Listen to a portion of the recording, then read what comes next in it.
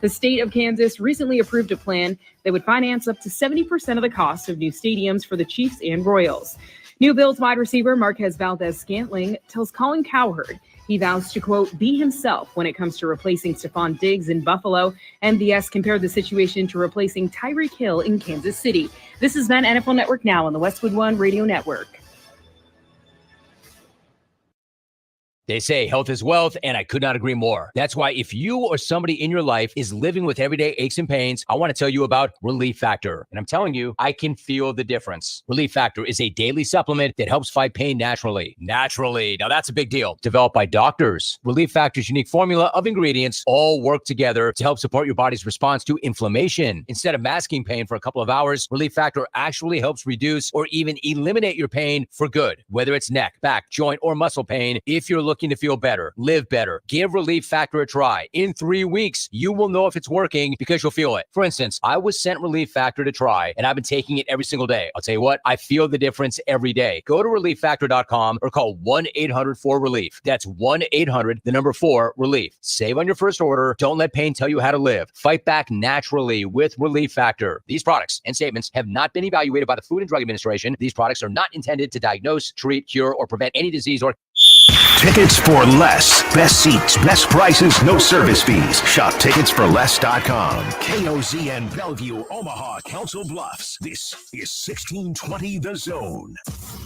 A crossover is crossover dribble. Sing for the crossover. Kyrie Irving, crossover in the lane. One of the most famous crossovers of all time. Behind the back, an ankle breaker on Chris Paul. Crossover. Double crossover. The crossover continues to evolve.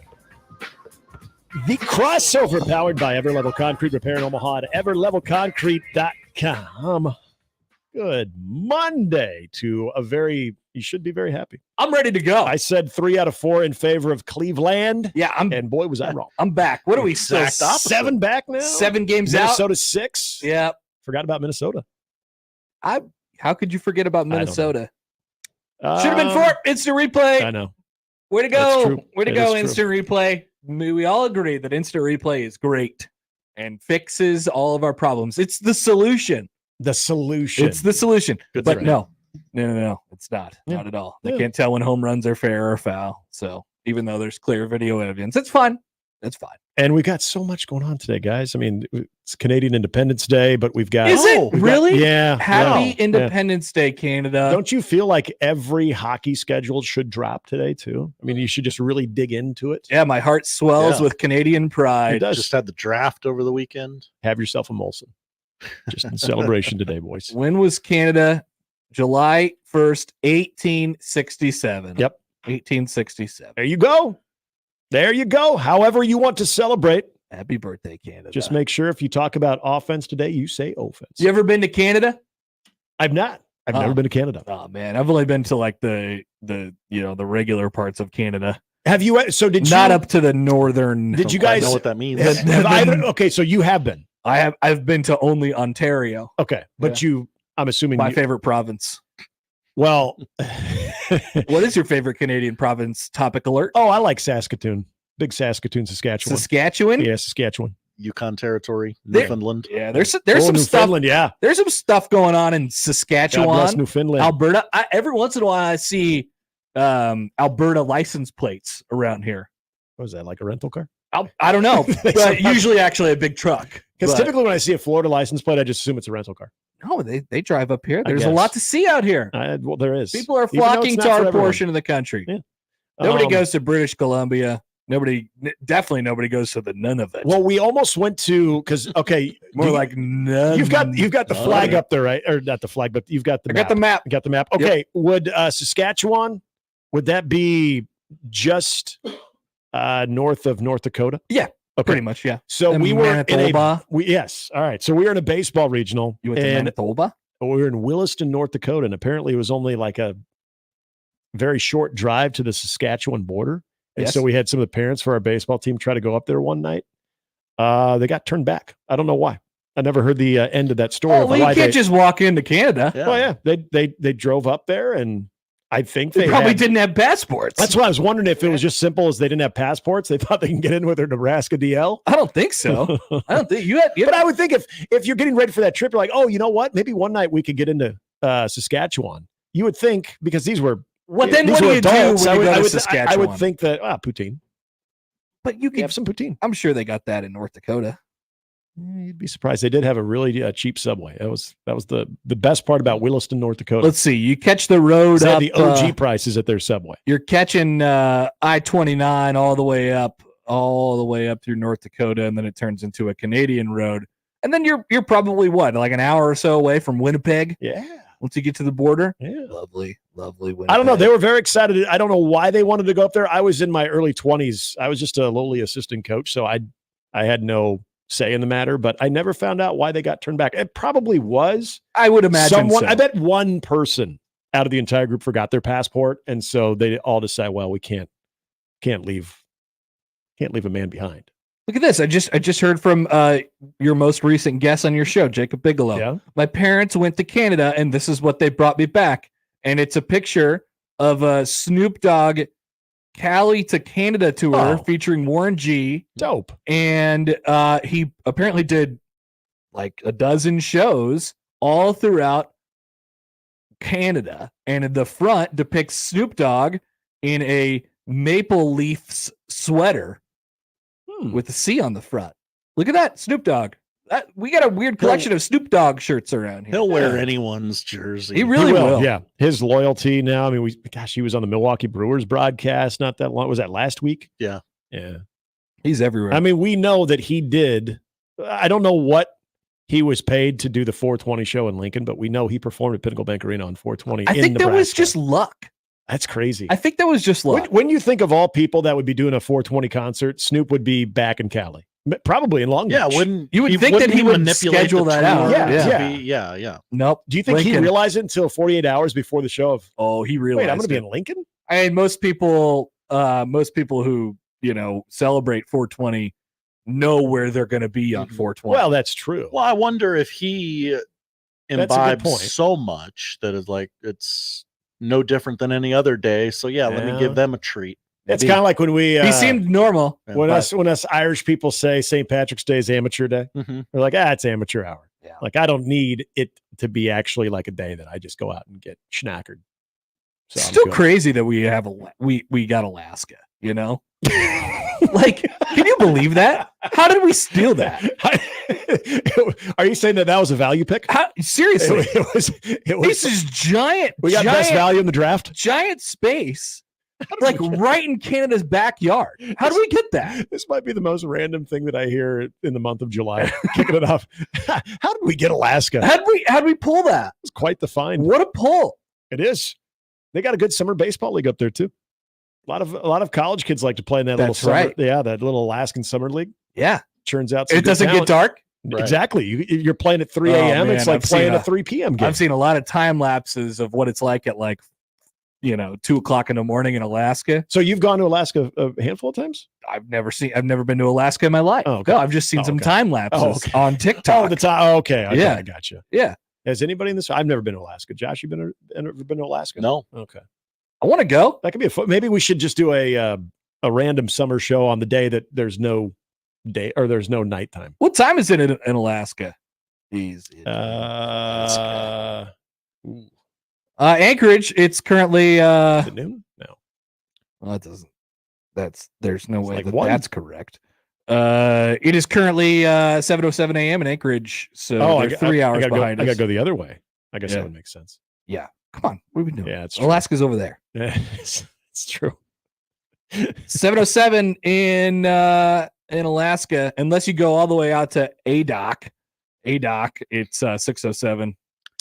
Sunrise at 4:28 a.m. today in Anchorage. Yep. Sunset 11:37. Holy hell yeah! Wow, it's awesome. Gosh, I still find it odd. Like sometimes we're around 9 o'clock here now for sunset. Blinds business. And I'm like, I kind of feel like I need to go to bed, but there's still light in the sky. Yep. And so I can't do it. It's the same thing. And now my son's up. He's up to speed on that too. When he has to go to bed, he's like, but it's still sunny out. Well, it is. You're not wrong there. But he's starting to figure it out. Yep. And part of me is like, yeah, I get it, man, but you got to be in bed. Yeah, it's time to go to bed. What a great job by us. We got Alaska. I bet Canada's like, I want that so bad. Do you think they've ever tried to propose a trade? It doesn't. But we have nothing to offer the Americans instead. We'll give you Vancouver. No, they're not giving up Vancouver. That city hosted an Olympics. Maybe Winnipeg. Yeah, it'd be kind of. We bought it from Russia. We bought it from Russia. That's a smart business. Probably. I wonder if we got that at a premium too. $7 million. Oh, that's a steal. $7 million. That's a steal. Think about what it's worth today. And think about what Russia would be doing with Alaska if they still owned it today. That is true. So it was a win-win. Yeah. I mean, for us and Alaska. They're probably very happy. Less than 2 cents an acre. Less than 2 cents an acre. That's a steal. The United States acquired nearly 600 square miles of territory up in Alaska. Wow, what a buy! Do you think we've ever looked for a trade deadline deal unlike any other? It is that we've ever tried to, with conference realignment being a big deal. Have we tried to add to our conference too, as of late? Because remember, when you don't hear anything, that's when all the conversations are happening. Are we acquiring any land? Yeah. Are we going to add? Are we going to have a super country? Let's find out. This is where I think we could start picking away at Canada. I really do. Let's go for New Brunswick. They couldn't possibly be that attached to New Brunswick. Territorial acquisitions here. Well, we got the American Samoa. Well, and remember, geographically, it doesn't have to make sense if there's one thing that college conference realignment has taught us. No. So we could do that. It most certainly does not. Yeah. We got the Mariana Islands. We got Puerto Rico. Yep. We got the Virgin Islands. So we got some space kind of everywhere here. I want to see what's the most recent thing we've acquired. Looks like we got the Marshall Islands in 1947. Yeah, but see, these are all ones that is our TV deal getting better by acquiring them? I don't think it is. Oh, yeah. You got to start thinking about that. Yeah, I don't think so. I honestly think we should make a major play at the Saskatchewan province. The whole thing? Yeah, the whole thing. And then it's like it takes a huge tooth out of Canada. I think we as the United States have an understanding, with these other countries of like, hey, we could go out and probably buy Saskatchewan, but it's good to probably let Canada have it. Good for the greater good. Yeah. For the good of the sport, for the good of the game. Wow. Gordie Howe from Saskatchewan. Yep. We could have him. We could have that, yeah. And then as they do playing replays. Yeah, we'd be playing replays and be like, look at one of our American-born players right here. Greatest Gordie Howe moment. Just like that 2006 national championship by Texas will be played on the SEC network as their own. Just like we will be doing with the USC run as our own in Big Ten play. Which we can now claim that Wayne Gretzky was an American-born player. So which Big Ten acquisition is most like the Alaskan acquisition that America had in 1860 whatever? Is it like Nebraska? Yeah, so we'd like thinking Nebraska and Penn State? Or is it like Penn State? Or is it like Oregon? Maryland and Rutgers? Or is it like the West Coast? It's probably closest to the West Coast. I feel like just the size of Alaska, you got a lot more value. So I feel like that was a very positive addition to our roster and our conference. Oh man, I was looking at a map yesterday that got tweeted out. It was, everybody was saying goodbye to their previous conference and hello to their new conference. Yeah. Now the Big Ten and the Big 12 will not add its new teams until next month. But there was a map and it was like closest county, associated by conference or whatever. There's just in the West Coast, it's very Big Ten now, with the exception of Northern California. That's now ACC country, of course. Yeah. Well, yeah. When you think of Northern California, you think of they're all fired Atlantic up Coast Conference. They're all fired up for like North Carolina Duke basketball now, I would say. Yeah. Oh yeah. Well, then you just wait. But it's a stronghold. Cal and Clemson, they're going to create a huge rivalry. Yeah. It's going to be amazing. So maybe the Big Ten needs to go get Alaska. I think they should. Like for sports. Well, they could in hockey. Mm-hmm. They've got two hockey programs. Fairbanks. Now. Yeah, Fairbanks and Anchorage now both. Because was it Fairbanks that briefly eliminated their hockey program? Now it's back. What conference are they in? I believe they're in the WCHA. Alaska hockey. Yeah, I think they're WCHA. Could be CCHA. Maybe they're CCHA. Maybe you know what? I think one's in WCHA and one's in CCHA. the Nanooks. Yeah, the Nanooks. They are independent. Oh, they're independent. Okay. So they are gettable. So then they were the ones that discontinued, and then they brought theirs back. That's Fairbanks. That's Fairbanks. Oh, Fairbanks said okay. Now is Fairbanks affiliated? Well, that's what I'm saying. I think. Oh, okay. You're talking about the Nanooks. Okay, the Nanooks are the is Fairbanks. Yeah, that they were the one that discontinued. And Anchorage has been around. I think Anchorage is, again, I think they're WCHA. Because Omaha was in both CCHA. You're talking about the Seawolves? Yes, the Seawolves. The Seawolves are in the Western Collegiate the Hockey Association. Yes. Big Ten has got a big hockey conference. So, yeah, go after them. Just pull them in. I think they should. It's not enough to be coast to coast. We got to start creeping a little bit north, too. Wow, look at this picture from LSU Rob. This is this almost looks fake, LSU Rob. Is he in Alaska right now? It looks like he was in Alaska for a period of time and was hanging out in Banff. Oh, people go to Banff. Heard of good things there. Yeah, people go to Banff all the time. I like the idea of being able to add to, if we're going to call our country a conference, that we could add to it. And again, maybe a province is, maybe that's having too big of an appetite. Maybe we need to start with just pecking away. Cities? Yeah, it's just pecking away at some cities. Again, I think Winnipeg would probably be up for grabs. Now, what do they want in return? Or are they just willing to unload? We could give them like Nashville or something. Oh, no, I don't know if you want to do that. I don't What are we care going to do with about the Hot Nashville. Tour girl? Yeah, exactly. Send her off to Canada. Did I see she was on stage with, is it Luke Bryan? Zach Or Bryan. Zach Bryan. Okay. Zach Bryan. Wow. Hawk Tua has officially jumped the shark. So that is now a thing that people are going to celebrate, the Hawk Tua girl. Yeah. Yep. Jesus. What is happening here? Well, it's definitely a thing. I'd like to propose Nashville in the trade. You can take all the bachelorette parties and the Hawk Tua girl. So Nashville, Morgan Wallen, Nashville's now up in Manitoba. That's fine. That's fine.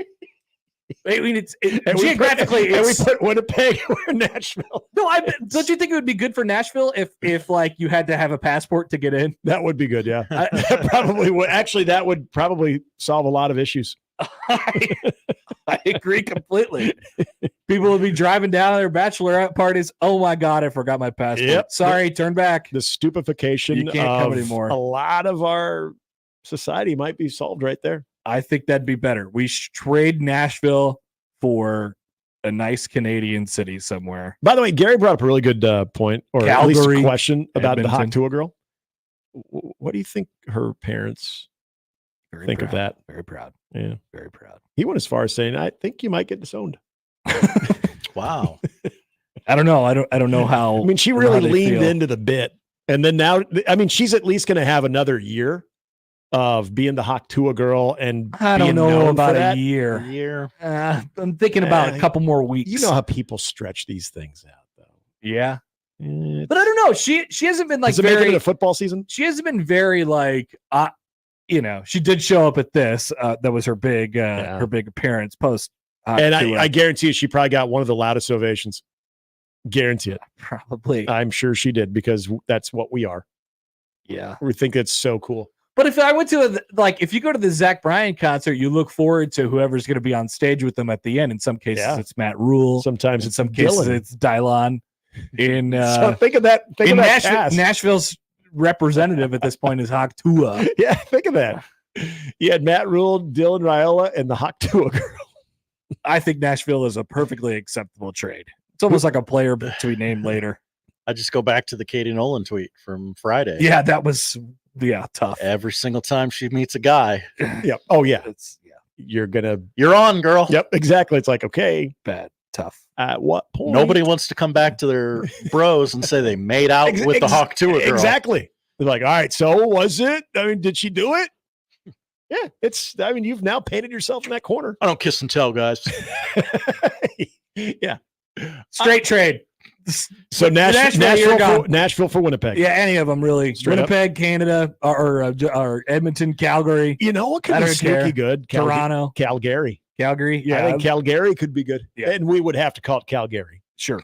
Because we got to keep them at home. Great. That's awesome. They're American now, and Nashville is Canadian. See you later. Goodbye, Nashville. If you could on send Canada's Independence Day, we're doing this. We're trading. If you could send one American city, just blow it up, basically. What is your choice? Ooh. Hey, Nashville's very high for me. Very, very high. Anybody come up with anything better than Nashville? Maybe you want to send Phoenix out? What about? I'll give you all of Florida. Yeah, there's a lot of places you could choose in Florida. You got to pick one city. Yeah, one city.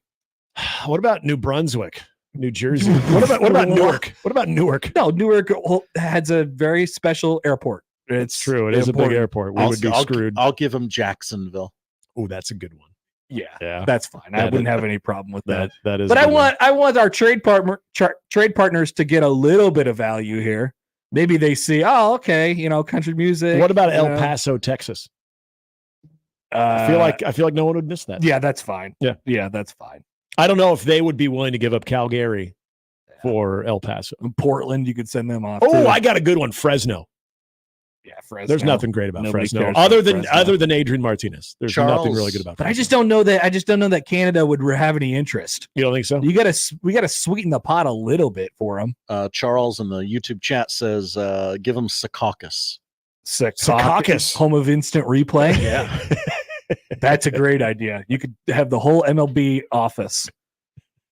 How about New Orleans? Ooh. Want to send them off? There could be some value there. Back to France you go. Yep. Get back in the fleur de lis. Yeah. Oh, they'd love that. Yeah, that's not bad. That's not a bad idea. I'm trying to think what would be. Are we missing some obvious ones in the Midwest? I mean, I don't want to get too small, Any right? place Once in again, Wyoming? trade value here. St. Louis. What do we think about Casper? Absolutely. Wyoming? Send St. Louis off. Oh, Wherever they want to go. I would agree with that, St. Louis. If St. Louis came to me today and requested a trade, I'd be like, sure, where do you want to go? They can have a Canadian football team. They'd be happy. They'd be really, really happy. Yeah, they have the battle chickens, Battlehawks. Omaha's mayor would be internationally traveling. Y'all walked right into that one. I mean, maybe we did that on Josh. purpose. That was there for you. I don't know. That was pretty good though. I feel like there could be maybe a Toledo. Toledo. Yeah, I feel like Toledo. Nobody's taking a trade for Toledo. You'd have to get a really, really bad. You couldn't sell them on the old. Toledo's a pot sweetener. You'd have to Okay, you have to throw in Toledo. So Toledo's like a player to be named later. You throw in midweek action as a sweetener. Yeah. Okay. Yes. Nobody All right. cares about that. So it's not the main. Hey, there's like 7 people on Twitter every week who are like, I love this. Maction. But they don't actually watch it. They just like that it's on in the background. That is such a good point. There are so many people who are like, oh, you know what? This week means start of Maction. Yeah, guess what? How many quarters did you watch? Yeah, nobody cares. Yeah. Hey, it was on in the background. Who played the MAC title game last year? Bet you can't tell me. Yep, I can't. No, it's very true. Who did play the MAC title game last year? Would Would you like to guess? Yeah. Was Toledo? Western Michigan?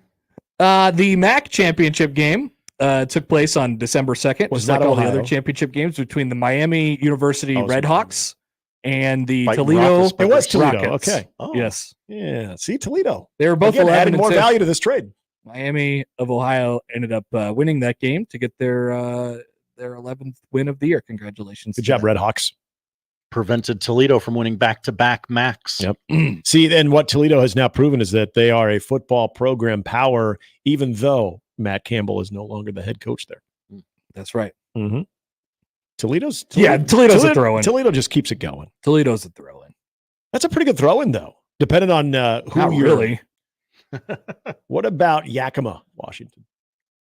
Yeah, nobody wants. I mean, there's some good scenery there. Yeah, I guess. exactly. And it's I mean, Seattle's really close to the Canadian border.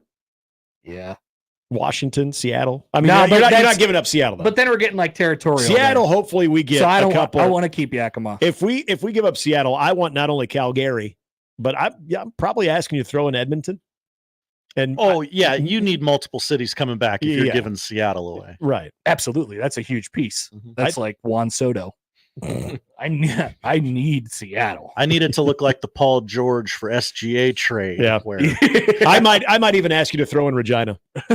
I think I want Regina. No, there's a lot. I mean, Canada just doesn't have the assets really Mhm. to take on a That Seattle. is true. Now here's the unless question. we're taking Toronto If back, we which acquire but they're someone- not leaving. Toronto's like Mike Trout. Like Toronto's just sitting there, great city, never won a damn thing. Wouldn't dream of it. Are you trying to suggest Toronto's a bust? Toronto is like Mike Trout. Well, actually, the Toronto Raptors won an NBA title. People forget, Connor. Yeah. And then Kawhi got the hell out of there. I forgot. Actually, yeah, I forgot. that is true. I forgot. Yeah, I just But want to they're know going to keep Mike Trout forever. Yeah. You know, like Yes. you're going to have to pay a pretty good premium to get. Like what good does it do you Well, to they'd trade Mike Trout? They just say, you for know Juan what, Soto? we will listen to an acquisition of Toronto if you say want to throw in New York. Okay, well that's And off then the you're like, table. well, we're not going to do that. Well, obviously, we're not going to give you Toronto. Yeah, perfect. We got Babe Ruth. We're going to keep him. Yeah, I listen. You know, we could throw in like a Here's the question, though. somebody that's going to get thrown in as middle reliever or something like that. Des Moines, Would we be able to? Oh, Des Moines would be a good one. the middle reliever. Would we be able to get would we acquire the free healthcare? Okay, I don't know. Yeah. See the. And then we get into Because that's going to cause a lot of that's going to create a lot of confusion with the current residents of, say, you got to play Calgary. under our rules probably. Yep. Play under our rules, or do we all of a sudden adopt their rules? I just don't know. That's how we would work. Well, it'd be But nice for Des Moines with, the French That's that. Oh, that's true. crosses over. Oh, see, that would be actually really, Des really Moines good. like Josh Des Staumont. Moines. You could have him. Whatever. He's pretty valuable to us, but he's not going to do anything for you guys. Trying to think what the Carlos Carrasco equivalent of Canada would be. What's the city that is, playing not so great for us, but if you trade them over to Canada, they're just gonna pop. Yep, and you're just like, I don't want to get rid of them because I can't stomach watching them flourish. Yep. Okay. I want to see them this waste is away good. in my organization. Our Ryan O'Hearn. Yeah, exactly. Who's Who's America's Ryan? Well, O'Hearn? in my world, it's going to be the Justin Fields. Justin Fields he's going to be a monster in Pittsburgh, but he couldn't do as much in Chicago. It's got to be somewhere in like an undiscovered land. Yeah. Somewhere in Montana. Yeah, maybe It's Montana. like Billings. I want to keep Billings. But Bozeman. Yeah. Billings doesn't really do Bozeman, anything there you for go. us. It's Bozeman. Yeah. It is. It's Bozeman. Yeah, Bozeman doesn't really do anything for Yep. us, but I don't want it on any other team. Right. That's Yep. for and sure. you send it back up north. Oh my gosh. It would All of a sudden we got problems. it'd be a man amongst boys. Yep. It'd be the lookout. Yeah, I'd say that Bozeman is like the Ryan O'Hearn. I love this conversation. Everybody's too much. wheeling and dealing. Yep. Everybody's in different conferences now. We're gonna trade. The next thing is trading cities. I really believe this. You got to start thinking globally about these things. You do. You really do. I mean, what's next? Yeah. Do we start going to the UK? Really, the only big fish, quote unquote, out there is Notre Dame, maybe Florida State. Yeah, we got to start thinking globally. I agree. I agree. If we're really going to make this thing a monster and also increase brand recognition to the college football game, we got to think about overseas. I don't really want any of those cities. Oxford University has a Big Ten profile. Absolutely, they do. I mean, they care about their scholastic aptitude more than anybody, and they crew. They do crew, and what we learned about crewing. Row crew. Yep. Maybe some Australia. Geographically, doesn't make Oh, much yeah. sense, but I guess that's Well, there are some party schools in the Big Ten as well. I feel like the Australian schools would probably fit in very well. I'm just assuming that they probably also like to get after it. I think that's a fair assumption. Some Fosters. So we could start. We're going to talk about partying too. We can start talking about the Irish, not the fighting Irish, but the real Irish. Yeah. Do we want Dublin in the actual conference? higher education Ireland learning institutions? Bringing them in. Andrew says we could throw in package deals, Sioux City and Council Bluffs, Ian in the Des Moines trade. That sounds great. I'd take anything. Just stay away. Leave us Carter Lake. So we got some, because then you're going to take our airport. We got some poll questions up at Happer Show. Yeah, this has been rather fruitful for that. Is there some stuff going on in Saskatchewan? Is $7 million for Alaska a great deal? Should we trade Nashville for Calgary? And is Bozeman the Ryan O'Hearn of America? All up. Please vote at Happer Show. Vote early, vote often. Yeah, we need to hear it. Happy July 1st, everybody. Yes. That is the crossover. It's a banger too. Nick, enjoy your afternoon. I will. It's brought to you by Everlevel Concrete Repair in Omaha at everlevelconcrete.com. It's Monday. We'll start things off next. That's the crossover. The Connor Happer Show is next on 1620 The Zone. Mornings with Sharp and Hanley. But here's the other thing that I've also come to a conclusion after eating in a restaurant the other day. You know when you walk in and they go, would you like a booth or a table? I am here to tell you, I don't mean to be mean about this. There is no one that goes to a restaurant where the booth is available that wants a table. There just isn't. And if they want the table over the booth, I'm very curious about who they are, how they're made up. Mornings with Sharp and Hanley. Weekdays 6 to 10 on 1620 The Zone.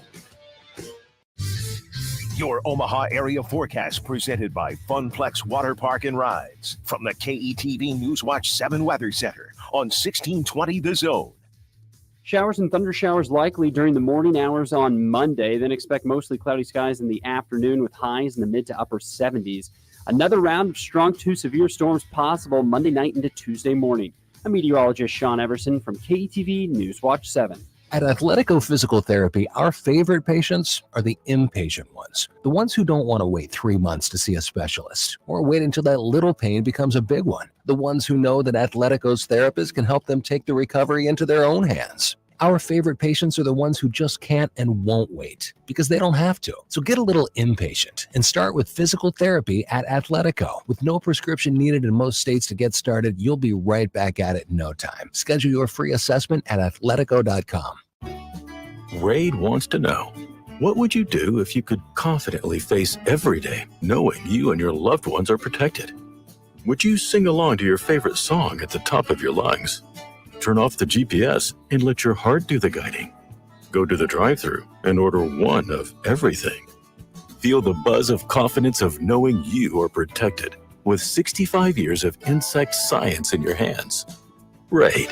Protection for everyone. Presenting a Gain Flings love story. Dear love of my life, we were on the 12B bus this morning when I caught a whiff. A scent so fresh, so life-changing, I had to find its source. Alas, I didn't know if you were the woman in the pink freshly washed cardigan or the retired mailman next to me, but I knew one of you was my soulmate. Ah, the scent of Gain Flings. Try Gain Flings with OxyBoost and Febreze. I want to learn how to cook, but I keep ordering takeout. I plan to rearrange my closet, but I stopped after picking the clothes up off the floor. Accomplishing goals is hard, but when your goal is to learn a new language, Babbel makes it easy. In just 15 minutes a day, Babbel's award-winning language learning app will help you start speaking another language. Start having conversations in as little as 3 weeks. Comment tu t'appelles? Comment tu t'appelles? Vous êtes où? Vous êtes où? Babbel's bite-sized lessons make it easy to learn words and phrases you'll actually use. So when someone asks, how's your French going? You can say, Babbel est amusant et facilite grandement l'apprentissage d'une nouvelle langue. Et cela ne prend que 15 minutes par jour. When you want to really learn another language, it starts with Babbel. Babbel, language for life. Celebrating 10 million subscriptions sold. Now try Babbel for free at babbel.com. Just go to babbel.com and start learning a new language today. That's babbel.com. BABBEL.com. It's the Connor Happer Show. Are we sure we want to do this? Could you make an announcement that we're ready? It's the Connor Happer Show on 1620 The Zone.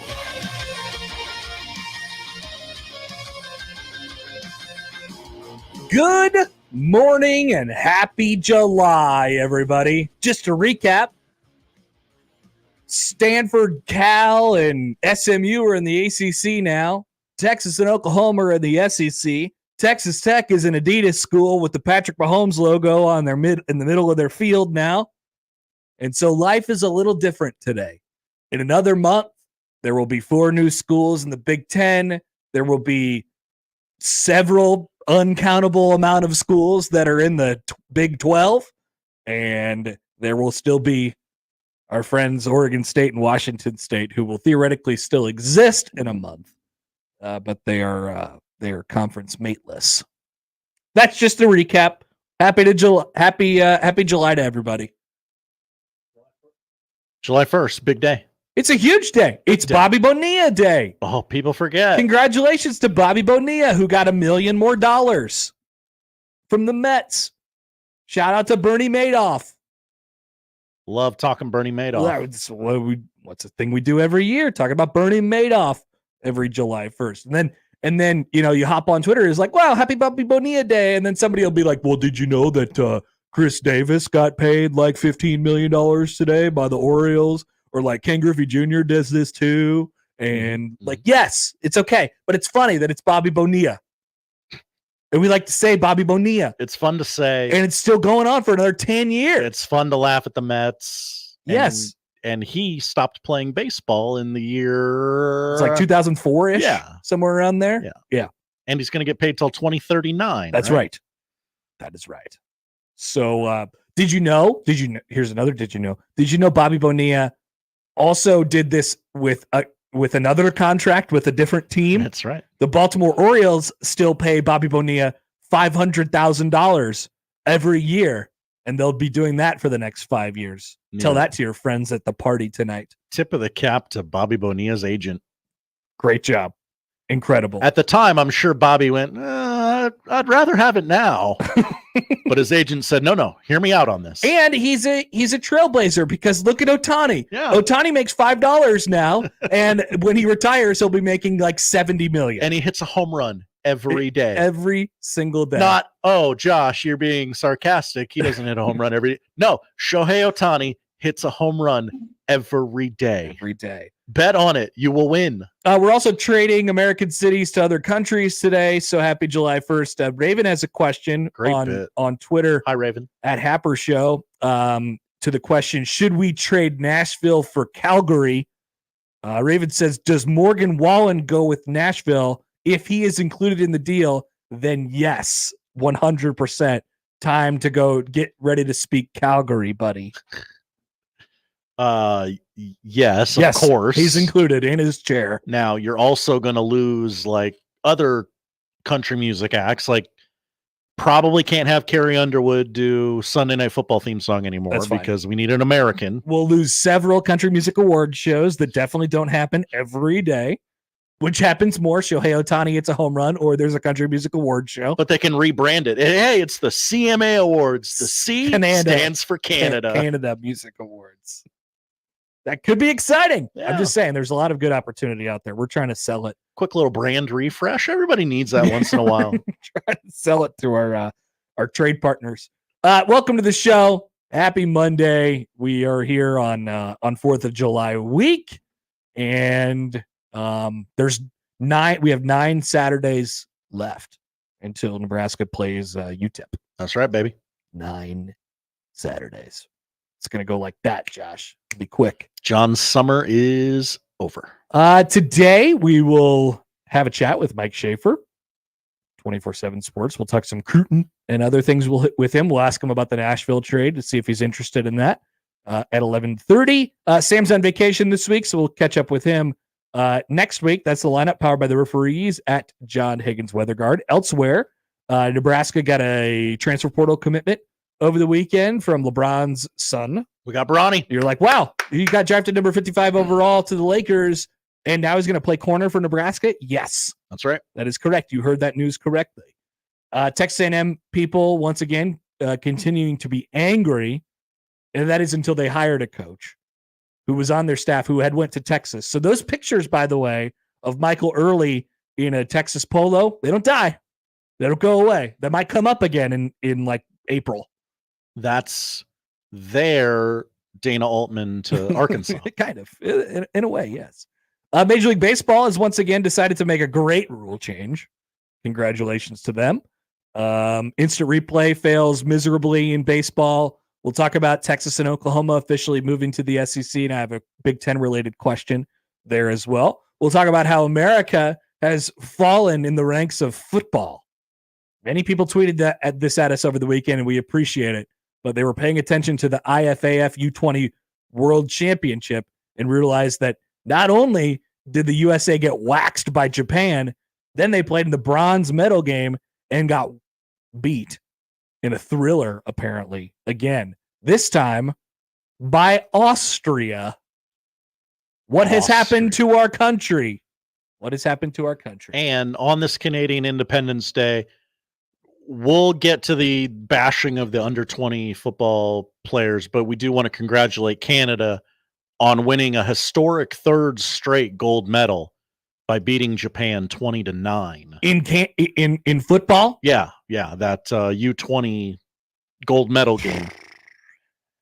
See, that's going to hurt our trade prospects. These countries. Yeah, they don't want Nashville. Nashville has a football team, and it's not any good. They're like, you guys value Nashville quite a bit, but I'm sorry to tell you, we don't. They do have a hockey team, though, Canada. Team Calgary. All right. So we have those things and whatever else we dive into today on the show. Would like to hear from you guys. 402-951-1620 on the 42 Degrees of Source hotline. You can call or text there. Tweet at Happer Show at Connor Happer on the JTech Construction Zone Twitter feed.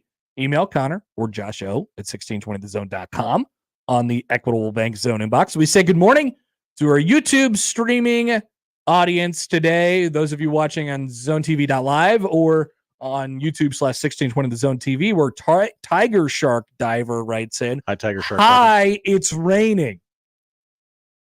Important update.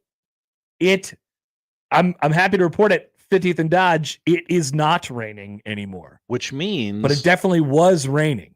That we can see out the window again. That's right. That's right. We could see. When we last talked to you, we could not see out the window. Sometimes that happens. Mm-hmm. Sometimes that happens. Our building looks beautiful from the outside, though. Pristine. Yeah, really does. A fresh paint job. Like you said, everybody needs a little brand refresh sometimes. Mm-hmm. That was us over the weekend or on Friday. So welcome into the show. Many things that we have to get to today.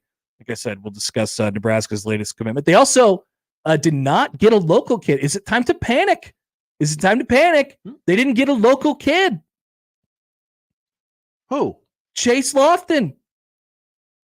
He went to Florida State. He went to Florida State. Guess what? They don't even have it. They don't even know what conference they want to play in. Nebraska's like, we love the Big Ten. I'm sure they use this a lot of times in recruiting. They're like, we love the Big Ten. We get paid a lot of money from the Big Ten. We're staying in the Big Ten forever. And meanwhile, they're recruiting against Florida State. He's like, I hate the conference that we're in. But still, he ends up committing to Florida State. See you in 2 years when you won in the portal. Yes, as is tradition, we'll just say, screw that guy. He was never any good. Didn't want him anyway. Nebraska, the state of Nebraska, by the way, Josh, has produced a boatload of tight ends over the years. Tight end U. No, it's like tight end state. That's our state. It's like our state is tight end U. There's so many tight ends. So they lost a tight end. But we have to get all the tight ends. If Nebraska got all the tight ends all the Power 5 tight ends that have been produced from the state of Nebraska from the last 5 years, they'd have too many tight ends. They'd have to make those tight ends into different positions at some point. Or maybe you could carry 40 tight ends. It'd be a little weird. It'd be different, that's for sure. Another piece of roster composition that Matt Rhule's, I'm sure, thinking outside the box on. So all those things will be discussed on today's show. Like I said, Mike Schaefer will join us at the bottom of the 11 o'clock hour. We'll talk a little bit about that. We'll come back and really fire things up on a Monday in July on 1620 The Zone. Now live on Twitch, YouTube, and 1620thezone.com. They've only given me 30 seconds to talk about all the great things at Funplex, so here goes. Looking for an unforgettable all-in-one day of summer fun? Funplex has you covered. Nebraska's largest water park and rides is even better with the heart-pumping brand new spinning and tilting wipeout ride and special events for the whole family. We're your one-stop destination for non-stop excitement. Plus, there's private cabanas and plenty of spaces to unwind. Hey, you can even make a day of it. From thrilling rides and slides to relaxing sun and fun, there's something for everyone. There's just too much fun to talk about. Get your tickets now at fun-plex.com. The wait is over. Dell Technologies Black Friday and July deals are live. Check out incredible savings on select laptops and more, like the XPS 15, powered by Intel Core processors. The XPS 15 brings you the perfect balance of power and portability, plus stellar visuals and immersive sound. When you shop online at Dell.com/deals, you'll have access to exceptional tech and electronics, plus free shipping on everything. Don't miss out on Black Friday and July savings at Dell.com/deals. That's Dell.com/deals. Roofing, siding, and gutters. Make the right call with the rooferees at John Higgins Weather Guard. Email unsportsmanlike conduct on the Equitable Bank Zone Inbox with whatever is on your mind, from your hot takes to what you think is one. The Zone Inbox is brought to you by Equitable Bank. We take banking personally. We want to hear from you on the Equitable Bank Zone Inbox. In school sports, it's easy to see the wins, the moments that make headlines. But there's so much work that goes unseen for any of it to happen. My name is Phil Risen, and I'm the Executive Director of the National Interscholastic Athletic Administrators Association. Throughout the country, athletic administrators dedicate countless hours to making life-changing opportunities possible for student athletes through sports. Their sacrifice is fueled by the belief that every student can grow and deserves their time to shine. On behalf of the NIAAA, we want to thank every athletic administrator for your tireless dedication to providing 7.8 million students across the country a path to a better future. This message presented by the NIAAA, the National Interscholastic Athletic Administrators Association. Yamaha Farmers Market offers the city's best selection of farm fresh, locally grown produce May 4th through October 13th. Open rain or shine in the old market every Saturday from 8 a.m. to 12:30 p.m. I don't think there's any tipping point reason. From 9 a.m. to 1 p.m. To keep up with what's in season, visit omahafarmersmarket.org and follow them on Facebook and Instagram. Sponsored by KETV Channel 7. Let's get back to the Connor Happer Show on 1620 The Zone.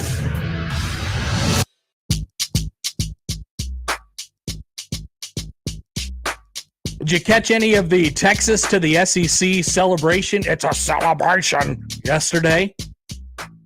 No, there was a party? Oh, there was a gigantic party. Jim Schlossnagle was there. I'll bet he was. He was saying, we'll hear from him a little bit later as we get into the weekend's events on the Texas A&M baseball saga. And this time it closely involves Trev Alberts, of all people. Remember Trev? I do remember Trev. Yeah. He apparently had some things to say about Mr. Schlossnagle as he was, potentially considering taking a different job at Texas. So we'll get to that a little bit later in the show. But there was a big party featuring Pitbull yesterday. Mr. 305? Mr. 305 was turned into Mr. whatever the area code is, whatever the area code is in Austin, Texas yesterday. By the way, I should turn on the SEC network. Oh, yeah. Let's see what we're 512, the area code in Austin. 512, Mr. 512. That's what he was? Yeah. Okay. At least for last night. So what channel is the SEC network? Okay, here we go. We're ready to speak SEC. Women's college gymnastics is on right now. SEC, women's gymnastics. Feinbaum That's starts, Livy Dunn time. Yeah, that's true. Get ready to speak Livy Dunn. All right, so maybe we'll just stick on Mad Dog for now.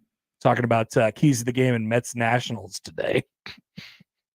Anyway, there was a big party yesterday. They're saying the crowd was it's never been bigger. The crowd, millions of people showed up. Very on brand for the SEC. Millions of people showed up to Texas's SEC welcome party. So I wonder when Washington, Oregon, USC, and UCLA moved to the Big Ten in about in a month and a day here. August 2nd is the official day for that. I wonder if there will be any parties breaking out. I wonder if Pitbull will show up at USC. I wonder if everybody will be saying B1G or Big Ten, Big Ten, Big Ten at these parties. I gotta say, I feel a little bit jealous because the SEC is so good at saying that they're the best. They're so good at perpetuating the idea that they are the best conference in America. And it's such an honor to be in the SEC. Like they give them their SEC patches and their own logos, and they paint it on the field and everything. Like there is, I sensed from Texas and Oklahoma a certain amount of pride in being able to say, I now don the SEC patch, and I now am an SEC country. I wonder if that same pride will be flowing from Los Angeles and Eugene and in Seattle next month. I kind of doubt it, Josh. I wonder if there will be a Big Ten Network special. That's a great question. Probably just replays of old games and stuff like that. But no, at Texas they had the conference commissioner there, the AD, and like everybody was there to celebrate and say Texas, Texas, Texas, Texas. Also SEC, SEC, SEC. The Big Ten would never. Darinoka's doing live shows for like 27 straight hours. Yeah, we were talking to him over the weekend. He's like, I'm going to Norman and I'm going to Austin and we're gonna go party with these guys. They're having these huge rollout events of welcoming these schools to the SEC, and they're very happy about joining the SEC. Meanwhile, on Big Ten Network, what's going on over there today? I'm not gonna know the best breakfast diner in Seattle for like 6 more months. Well, currently you could flip it on the Michigan State spring game on the Big Ten Network if you're interested, or if your cable box works and your given studio. When is the Roscoe's Chicken episode of Campus Eats airing? I wonder about these things. Maybe in December. But here's the thing. The Big Ten would never do this. The Big Ten is too snooty. The Big Ten is too snooty to do things like this. They academics align. They don't like, exactly, Josh. They don't like to say, hey, we're the best. And, even though like if I was the Big Ten, I'd be shouting from the mountaintops of Seattle right now, hey, our schools make the most money. We pay out the most money. We have the best TV deal in the conference. I'd be shouting that from the high heavens. I'd have Dave Revson talk about it 24/7 on the Big Ten Network. But no, the Big Ten doesn't like to do that. They like to hide behind the guise of, here's why these schools were fits in the Big Ten. We believe in fit, and their academic profiles are great. It also is a great television market.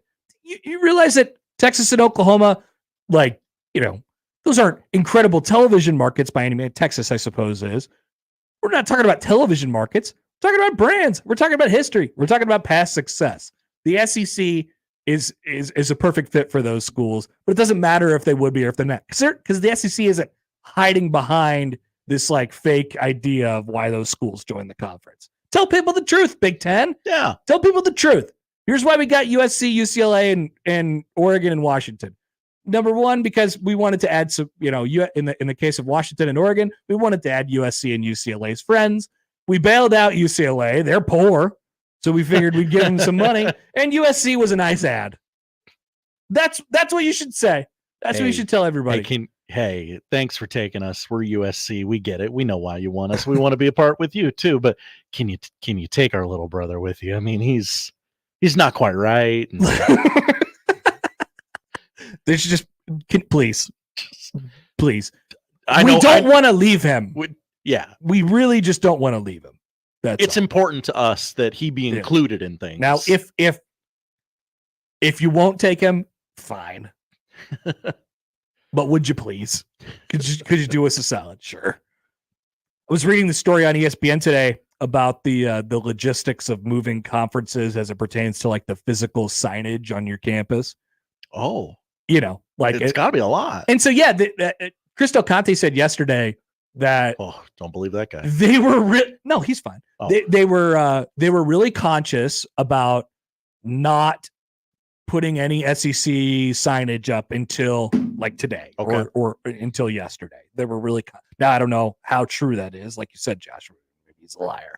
I have no idea. But here's the thing that I think about with that. You walk onto that campus right now, and it's very, very clear what conference they're in, right? In these conference wars. Now, I try to remember everything about when Nebraska joined the Big Ten. Obviously, it's different circumstances. Nebraska will tell you, maybe it really wasn't our choice. They were threatening this whole Longhorn Network Pac-16 thing. We needed to go for stability, and it was a little bit more hastily done, right? And so when Nebraska joined the Big Ten in the summer of 2011, now they knew a year prior to that they were going that previous year was going to be their last year in the Big 12. So they had a little bit of time for this, but I don't recall this like buzz and excitement and like parties being thrown because Nebraska was joining the Big 10. And so when I was reading this story, I thought to myself, how much is the Big 10 logo present on the University of Nebraska campus? You know, it's always kind of just like, yeah, this is Nebraska. We're Nebraska, and that's fine. That's good. Yeah, that's self-serving in the way the university should be. But that is totally not how the SEC new entries are playing this. They're like, we are joining this, and we are a part of this now. We are a part of something. When Nebraska joined the Big 10, the feeling was like, all right, cool, we're in this Big 10 now. We found this safe haven. Let's create these rivalries. But we're kind of the outcast. Nobody really likes us. Nobody seems happy to have us. Traditional blue blood football power. Nobody seems to want us here. Yeah. It's weird how Nebraska was kind of accepted into the conference that way. What do you remember about, and sorry, Nebraska fans, trigger warning.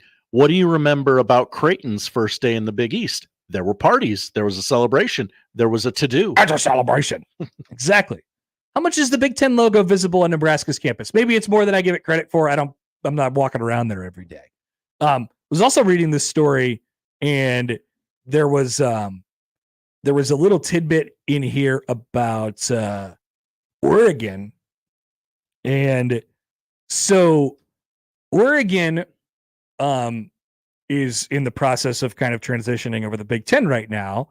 And Oregon is known for having their 700 uniforms. They have their jerseys, right? That's right. What does Oregon have? They have their jerseys. So every year, Oregon introduces a new shade or a new color combination to its ever-growing palette. This is from the story. The variety and often the shock value has become a part of the school's brand, but when it comes to quite literally swapping out new threads from helmets all the way down to socks, the program paces its turnover. Quote, every 3 years we do a reset where everything's brand new, Oregon's associate AD in charge of equipment said. And this happens to be the year that's happening for football. So Oregon got lucky that they're literally changing out all their uniforms this year, and they can make it B1G, inspired. You could change that as you go. So they just got kind of lucky in that regard. And then, of course, welcome to the ACC, Cal, Stanford, and SMU. People forget. SMU officially joining the ACC today. What a weird time we live in. But I am jealous. We make fun of the SEC for its pride of their conference, but I'm jealous of it. I'm jealous of the SEC pride. I want to be a part of that kind of. Yeah. Not that I want to be a part of the SEC. Obviously, the Nebraska has no sort of fit in the SEC. But I wish the Big 10 just did a little bit more of that, and it felt that way when you joined the Big 10. Instead, in the Big 10, it feels like kind of territorial in a way. Everybody's fighting for themselves. Obviously, there was the East-West kind of split there, and that felt real for the entire time the East and the West was a thing, right? Meaning it just felt like there was the Big 10 West and there was the Big 10 East. It doesn't feel that way for me in the SEC, even though there was an SEC West and an SEC East. Yeah, there still is an SEC West and an SEC East. Like it felt kind of split in a way. They're like, there's the Ohio State, Michigan side of the conference, and then there's the Nebraska side. Like maybe it's just because the SEC has so many brands. Texas and Oklahoma coming in, Alabama, LSU, Tennessee, Florida, Georgia, all those schools, like they don't, that's not a conference that really shows, at least from my outsider perspective. It's not a conference that really shows a lot of favoritism, right? The Big 10 feels like it has to prop Ohio State and Michigan up. Mm-hmm. But I'd be interested to see like if Wisconsin made the college football playoff or if Nebraska made the college football playoff. If there would be other schools who'd be like, hell yeah, look at the Big 10, making some noise. Good job, brother. I don't think they would. I don't think it works that way. I don't think and not that I'm jealous of the conference cheering, like I said, but I do like that is the kind of fundamental difference between these two conferences right now. And the Big 10 just feels a little bit more like fend for yourself, dog eat dog, that kind of thing. We gotta we have to make the best decisions for ourselves. And obviously the SEC schools are going to do that to a certain extent either. But like Texas and Oklahoma felt like they were welcomed into this giant, weird family. Yes. Giant, weird family yesterday. And it definitely didn't feel like that when when Nebraska moved to the Big Ten, 13, 14 years ago now. And I don't even know that it feels that way now. I don't even know that it feels that way. Like, it doesn't even feel like Nebraska's in the Big Ten, obviously, and you feel that, but it doesn't feel like you have this, giant circle of people that you can wrap your arms around. There's different cultures, there's different things. I don't know. It doesn't feel quite like that in the Big Ten. And I'd be curious to see if they really get welcomed with open arms this year, because I think you're probably going to hear a lot of coaches complaining about travel this year. So it's not going to be really happy to have, Oregon, Washington, USC, UCLA, these great football powers. You're probably going to hear more of, well, I haven't been home in 13 days. Even though a lot of teams have a bye week after they go to the West Coast. Right. Like, they've made it palatable for those schools, but maybe it just comes down to this. I mean, the Texas and Oklahoma going to the SEC is like it's a geographical fit. It makes a lot of sense. And there just wasn't really that for the Big Ten. There wasn't a geographical fit, obviously outside of Notre Dame. There wasn't a geographical fit. There wasn't this like big cultural fit, mostly because the cultural fit in the Big Ten, like I just explained, is a little odd. And like, if I may continue to extrapolate things I think will happen. Extrapolate, Josh. Texas at Michigan. Who you got? Oh, I have Texas. I imagine there will be a lot of it. SEC after Texas maybe beats Michigan at the Big House. Isn't that crazy though? Because like if you're a fan of Texas, you've probably spent the last 20 years of your life, as the SEC dominance has sort of taken over the country, you've probably spent the last 20 years of your life making fun of that. And now the calendar flips to July 1st and you're like, we get to do that. Yes. Thank God. Finally. And for Nebraska, I don't know what the equivalent of that joining the Big Ten was. It obviously wasn't chanting B1G or Big Ten or Big Ten legends or Big Ten leaders. Like, it wasn't doing those things, but they weren't like, there was a really, really slow process of adjusting to the Big Ten and becoming accustomed to the things that you have to do on a yearly basis. Texas is like, yep, screw Texas Tech, screw TCU, they're gone. I don't care about them anymore. Hello, Alabama. Hello, LSU. They're like, perfect. Texas has always been sort of this kind of like trend setter, I guess, instead of trend follower in terms of the conference that it was going to be in and conference realignment in general. Like, they've kind of been on the forefront of that a little bit, but they feel like a little bit more nomadic in terms of like they can kind of assimilate with that culture a little bit better because it already kind of exists in them and they've been a lot of different places. But I don't know, it really took off a lot more slowly, obviously, for Nebraska. Now we look at this big celebration. It's a celebration going on in Austin. You're like, wow, yeah, I get it. Makes a lot of sense. Jake writes in. Hi, Jake. On Twitter at Connor Happer. Connor Happer is in the transfer portal and looking to work for SEC schools. Sad. Hashtag B1G. Come on, guys. You guys get a little bit jealous? I'm not in the portal. Well, like, you guys don't get a little bit jealous when you look at that? They're having so much fun. And the cult keeps getting bigger and bigger and bigger. Mm-hmm. It's appealing. You guys, it's an appealing lifestyle. This is a perfect day to have this conversation, actually. Do you like the Big Ten? I like their football contract. We all like the money, Josh. We all like the money. Of course. I find a lot of the teams in the Big Ten boring. Deplorable, even. Snooty. Iowa, Wisconsin, Minnesota, boring.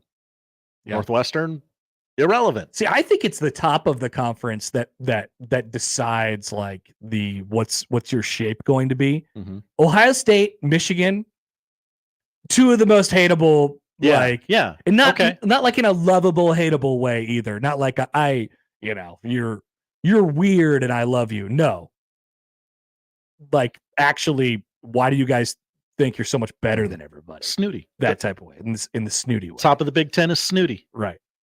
Top of the SEC, country boys party. Yeah, really Colin Cowherding this right now. It kind of is. It kind of is like that. So I'm just let's leave that out there for the entire show. Have you ever tune in or you're listening to this later on? Please send us another tweet at some point during the show today. Hey, what do you think? You like it here? Not that you have the option to go anywhere. Not that I just want to check I just want to check and see where everybody's at. Now you get the chance to look around and see what everybody else is doing. Everybody else is having some fun. Stanford's in the ACC now. They're having huge parties on campus in Palo Alto today. Giant parties. Big day at SMU, even though they're not receiving a dime for this. They didn't even care. They're like, we don't need any money. We just want to be a part of this. Now is their best option, obviously. Are we keeping our shirts stuffed in hopes of wooing Notre Dame one day? If Notre Dame makes it official one way or the other, that'd be great. Could the Big Ten finally let its hair down, so to speak? Well, that would be the biggest get. I mean, it'd be bigger than adding Penn State in the 90s. It'd be bigger than adding Nebraska. It'd be bigger than adding whatever the hell they just did in the West Coast. That's for sure. Hey, we got to. We finally reeled him in. We finally got him due to circumstances that are not necessarily beyond our control, but due to circumstances, Notre Dame finally caved, and they're like, "Fine, we'll join your stupid conference." But that's what it would be, right? It wouldn't be like, "Oh, Notre Dame really, because they've had." I mean, the Big Ten would take them at any moment. Mm-hmm. Notre Dame there hasn't been overtures. Notre Dame hasn't been sitting there knocking at our door for 50 years. No, Texas and Oklahoma, I don't know that they've been knocking at the door either, but they're certainly happy to be there. Certainly happy to be there. Mm-hmm. So I don't know. It probably still wouldn't feel that way. Stupid. Yeah, it'd probably feel like, oh, Notre Dame was finally out of options and had to pick one. Yeah. They caved. Cody writes in. Hi, Cody. I just really wish with the Big Ten going to a 12-team baseball tournament, they could bring a set to Omaha to cover the tournament like the SEC does. I love their coverage of the SEC tournament. Yeah, I do too. But once again, we're talking about things probably. The Big Ten's not going to do that. I know everyone's like, oh man, the Big Ten's got all this money now, and might they be interested in putting a little bit of it into baseball? Right? I'm saying the individual Big Ten schools. Like, are we? No. You know what they're going to do? All the Big Ten schools, they're going to have 700 guys on the football staff now. Yeah. And that's what they're going to do. And that's fine. A get back coach for every get back coach. Exactly. They're going to have, for every assistant, there's going to be 6 more assistants on their staffs now. They're not going to put money into baseball. Washington just lost their head coach to a Texas A&M assistant job. Ohio State lost their head coach to a SEC assistant job. Ohio State lost their best starting pitcher, one of the best of the conference, to Arkansas. SEC school. They are indeed in the SEC, and they love their baseball. So, no, sorry, ain't happening. Not in the Big Ten's DNA. Not in their culture. I just wish that their DNA would, I don't know, change a little bit from time to time. But I know that sounds difficult, Josh. It does. Yeah, sounds difficult. Very difficult to change one's DNA late in life. Yeah. Maybe it's still early in the Big Ten's life. Who knows? All right. Let's take a quick break. If you guys have thoughts on that, please let us know. 402-951-1620. We'll have plenty to discuss on the conference realignment of the world today. And of course, we haven't had the big move yet this summer. So it is July after all. Things happen. TikTok in July. Also, congratulations. Like I said, to Texas Tech, they're West Texas tough. And now they're Patrick Mahomes U. They're Adidas school now. And on their midfield logo, they will have the Texas Tech logo in the middle. They'll have a giant Adidas logo, and then they'll have the Patrick Mahomes logo. The Patrick Mahomes logo? Yes, the Patrick Mahomes like Adidas logo. Like on the that's on the Patrick Mahomes shoes. Oh yeah. He's trying to make himself the next Jordan brand. Basically. Okay. He's got Mahomes brand. Texas Tech is the first school to take the dive. We'll see if that catches on anywhere. Back after this. It's Connor Happer Show on 1620 The Zone. Live from the Host Coffee Studio, this is 1620 The Zone. Raid wants to know, what would you do if you could confidently face every day knowing you and your loved ones are protected? Would you sing along to your favorite song at the top of your lungs? Turn off the GPS and let your heart do the guiding. Go to the drive-thru and order one of everything. Feel the buzz of confidence of knowing you are protected with 65 years of insect science in your hands. Raid. Protection for everyone. I want to learn how to cook, but I keep ordering takeout. I plan to rearrange my closet, but I stopped after picking the clothes up off the floor. Accomplishing goals is hard, but when your goal is to learn a new language, Babbel makes it easy. In just 15 minutes a day, Babbel's award-winning language learning app will help you start speaking another language. Start having conversations in as little as 3 weeks. Comment tu t'appelles? Comment tu t'appelles? Vous êtes où? Vous êtes où? Babbel's bite-sized lessons make it easy to learn words and phrases you'll actually use. So when someone asks, "How's your French going?" you can say, Babbel est amusant et facilite grandement l'apprentissage d'une nouvelle langue. Et cela ne prend que 15 minutes par jour. when you want to really learn another language, it starts with Babbel. Babbel, language for life. Celebrating 10 million subscriptions sold. Now try Babbel for free at Babbel.com. Just go to Babbel.com and start learning a new language today. That's Babbel.com. Babbel.com. Are you the decision maker in your company? Consider this. For the first time in decades, there's a better option for a corporate card and spend management platform.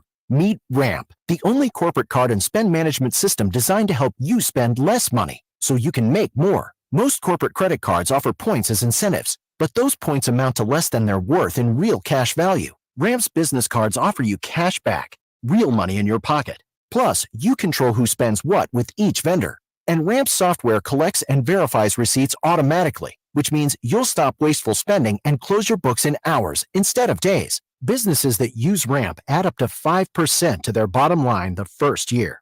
If you're a decision maker, adding Ramp could be one of the best decisions you've ever made. And now get $250 when you join Ramp for free. Just go to ramp.com/sports. Ramp.com/sports. ramp.com/sports. Cards issued by Sutton Bank and Celtic Bank, members of FDIC. Terms and conditions apply. Email any of our shows anytime into the Equitable Bank inbox. At Equitable, we take banking personally. For me, John at 1620thezone.com. The Equitable Bank inbox from 1620 The Zone. July 4th doorbusters are happening now at Lowe's. For a limited time only, save $70 on a Charbroil 4-burner Performance Series gas grill. Was $249, now $179. And get 50% off Harbor Breeze 48-foot LED outdoor string lights to brighten up your patio for summer. Shop these deals before they're gone, because Lowe's knows savings. Lowe's knows home improvement. Offers valid through 7/1. Selection varies by location. While supplies last. Tickets for less. Best seats, best prices, no service fees. Shop ticketsforless.com. KOZN Bellevue, Omaha, Council Bluffs. This is 1620 The Zone. Welcome back. Connor Happer, Josh Odson with you here in the Connor Happer Show on 1620 The Zone and on 1620thezone.com. We're going to play a clip from the Joel Klatt podcast here in a couple minutes. He had Matt Rhule on the show. Matt Rhule. Matt Rhule. He's talking about stuff and things and big picture items. Hello. What are his expectations for Nebraska football? That's what you get into on a national podcast. We'll get to that here in just a couple minutes before we talk to Mike Schaefer. But first, let's take a phone call. Phone eats first, as always. On the 42 Degrees of Source hotline, here's Andrew. Andrew, what's up? Turn on your radio. 42 Degrees of Source. Andrew? Hello? Yes. What's up, man? Hello? Nothing much. How are you guys doing? Oh, we're good. We're good. Good. So is this logo thing, I saw something in it about the paper that more schools are going to put logos on the field as revenue. Uh-huh. Is that true? And I mean, definitely true. Yes. Is it? I mean, are you going to see like a big Runza sign in the middle of the field instead of a Nebraska logo? Or Oh no, the schools have way too much. They like themselves too much to take their own logo off the middle of the field. I don't think they'll do that, but it wouldn't surprise me if there was a sponsor patch in the uniform at some point. If we're specifically talking about Nebraska, it wouldn't surprise me if there's a sponsorship patch on the uniform, or maybe on the back of a helmet or on the field. Like, yeah, that stuff will be happening around college football this year, and I would imagine that Nebraska is not going to be that far behind. Okay, I just wondered how far this do you think it will go? I mean, I never thought about the helmet or the pants, or I guess they do it in soccer, don't they? Do it in soccer where there's advertisement on their jersey. Yeah. Soccer, baseball, okay. Yeah, basketball. Okay. All right. Well, I guess I'm not watching it close enough. Andrew, it's coming. You got it. I appreciate the call. Yeah. I mean, that's another part of this. It's not. I mean, in the case of Texas Tech that I brought up before, it's not. Like that's their apparel provider. And they want to continue to promote the idea that they're Patrick Mahomes. Like, they want to capitalize on Patrick Mahomes. Sure. Right. So they put they're going to Adidas and they're putting Patrick Mahomes up there. Patrick Mahomes, people forget, went to Texas Tech. But they're going to try and not make you forget. Like, they're trying to take responsibility for Patrick Mahomes. We made him. Right. So, at Nebraska, like, their current contract with Adidas doesn't say, hey, you need to put an Adidas logo on the field, but they got a bunch of them everywhere. I mean, on the pads in the end zones and stuff like that. Like, it's pretty well known that Nebraska is an Adidas school. Now they're not going to do it in that direction, but it wouldn't surprise me if corporate logos start popping up. And I don't think Nebraska's beyond reproach on that. Like, they like money just like everybody else does. Frankly, it doesn't bother me. We talked about this a few weeks ago. It really can't get worked up about it. If they're going to put a logo for a sponsor on the field, you want to make a couple million more bucks a year, or you want to rename the stadium to, whatever field, fine. Alltel Cellular Field. Yeah, sure. Do whatever you got to do. Quiznos. Oh, that'd be awesome. Quiznos Field, Josh. That'd be a big deal for Quiznos. It would be a huge deal for Quiznos. I don't know that. I think that might bankrupt Quiznos. But it'd be worth it. I mean, shout out to exposure. Shout out to Quiznos, but like, if they decided that they wanted to spend like $3 million a year to like sponsor a stadium, and like a major stadium, and call it Quiznos Stadium, I just don't think they'd probably be able to absorb that. Even though the marketing value would be great, but I don't know. Quiznos is probably on thin ice. Don't you think Quiznos is kind of on thin ice, Josh? Yes, I do. Absolutely. 170 million in revenue in 2017. That's the quickest number I could find for evaluation. Yeah. What about but what about profit? 170 million in revenue. What? Okay. Like, what are you spending to make the sandwiches? 153 restaurants in the United States. That's it. Yeah, let's get down. Not many Quiznos left. No. Memorial Stadium at R153 Quiznos. Whatever. John emails in on the Equitable Bank inbox. Hi, John. Yes, Andrew, they put corporate logos all over the soccer helmets. That's the next step, though. They start tattooing people's heads. Who would say no? You can throw a corporate logo on my forearm. Walking advertisement. Who am I to say no? My body is not a temple. Yeah. I eat ridiculous things on a daily basis. My body, whatever. We're gonna throw a little tattoo on there, and I'm walking around. I'm a walking logo sponsorship billboard for you guys. Sure, it's gonna cost you, but I'm down. Whatever. All right, let's head to this Joel Klatt podcast here.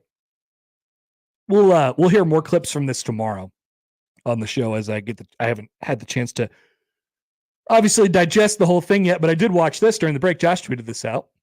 Josh Peterson, not OJ.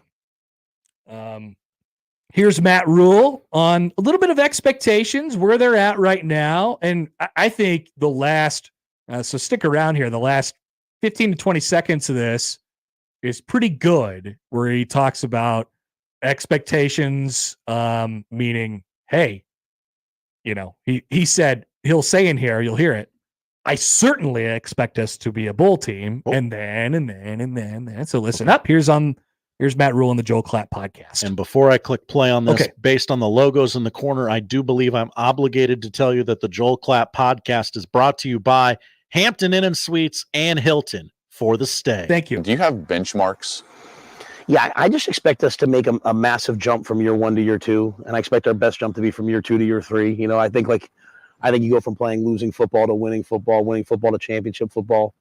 The question I've said the whole time since I've been at Nebraska to our guys is, make year 2 year 1, make year 3 year 2. Like, let's not go through the 2 and 10. Let's not fight and why are we doing this? Just buy into it and do it. And in many ways, last year was like a second year for me.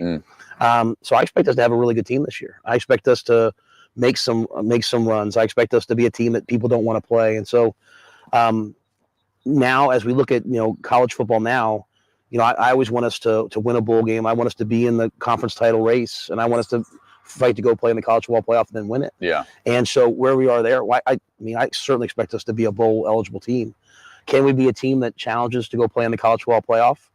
I don't know. I think if we weren't minus 17, if all of a sudden that was plus 7, we might make some noise. And so, that's really my challenge to the guys is like, hey, let's fix the turnover issue. Let's get really good on offense to match our defense, and then we'll go play. We'll see what happens.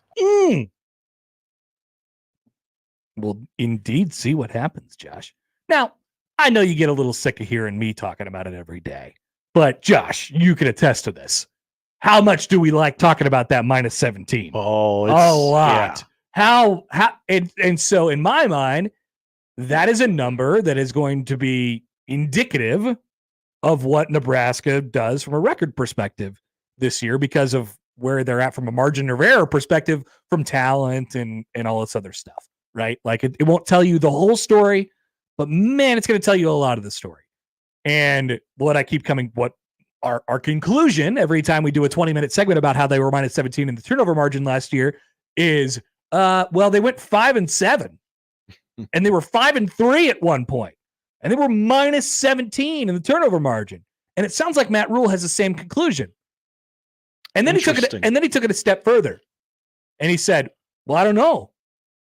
Let's just say that was plus 7. Let's just throw a number out there. Let's just say that was plus 7 or plus something. Could we compete for the college football playoff? And then he stops and he says, well, I don't know. Sounds like a guy to me that we did our range last week. Sounds like a guy to me that if he were to do the same exercise that we did last week, he'd come up with a pretty similar conclusion to us. Meaning, yeah, if we get this turnover thing fixed, we're good enough in a lot of other areas. Our defense is going to be pretty dang good. Our offense is going to be much improved. The turnover number will come down, because of osmosis, first of all, but obviously because your offense will be a lot better. Maybe your defense will get a couple more takeaways, although it doesn't have to. It'd be nice, but it doesn't have to. But that's where you go from like 0 to plus whatever in the turnover margin. And if Nebraska does that, they're these 3-point losses and these horrific losses are going to turn into wins, or go into overtime or something like whatever it might be. I mean, how many times in their last possession last year they throw a stupid interception? Like 4? Chubba, what's going on? So like it's almost as simple as that. And that sounded like a guy to me who, and once again, this is an if they do get to that point where the turnover margin changes drastically, even into the positive range. It sounded like a guy to me that really wanted to say we could compete for a college football playoff spot, but didn't really want to say we could compete for a college football playoff spot. I don't want to be the first guy to say it. Didn't it to you? It did. But maybe an underrated point of what he said in that clip just then. And once again, I haven't listened to the whole podcast yet. I just took in that minute and a half during the break, and it was already good. So thank you. And we're looking forward to listening to the whole thing. Thank you to, what is it, Best Western or Hampton Inn and Suites and Hilton. Thank you. For the stay. Not Best Western. Yeah. But what he did say was, I certainly expect this to be a bowl team. That wasn't Bill Moose getting asked at Big Ten Media Days. Hey, I think 6 would be I think 6 would be a pretty good number. That wasn't a hope. That's a good Bill Moose. That was not a hope. That was not a dream. That was we're gonna win 6 games. All right. Mm-hmm. That's as confidently so for those of you who are like, I gotta wait until we see it, before we put any sort of expectations on this team. Your coach, pretty much just told you we're going to a bowl game. If we don't go to a bowl game, I must be an idiot. That's what he just said. Yes. That's what he just said. Also, I found it very interesting, his assessment of year one.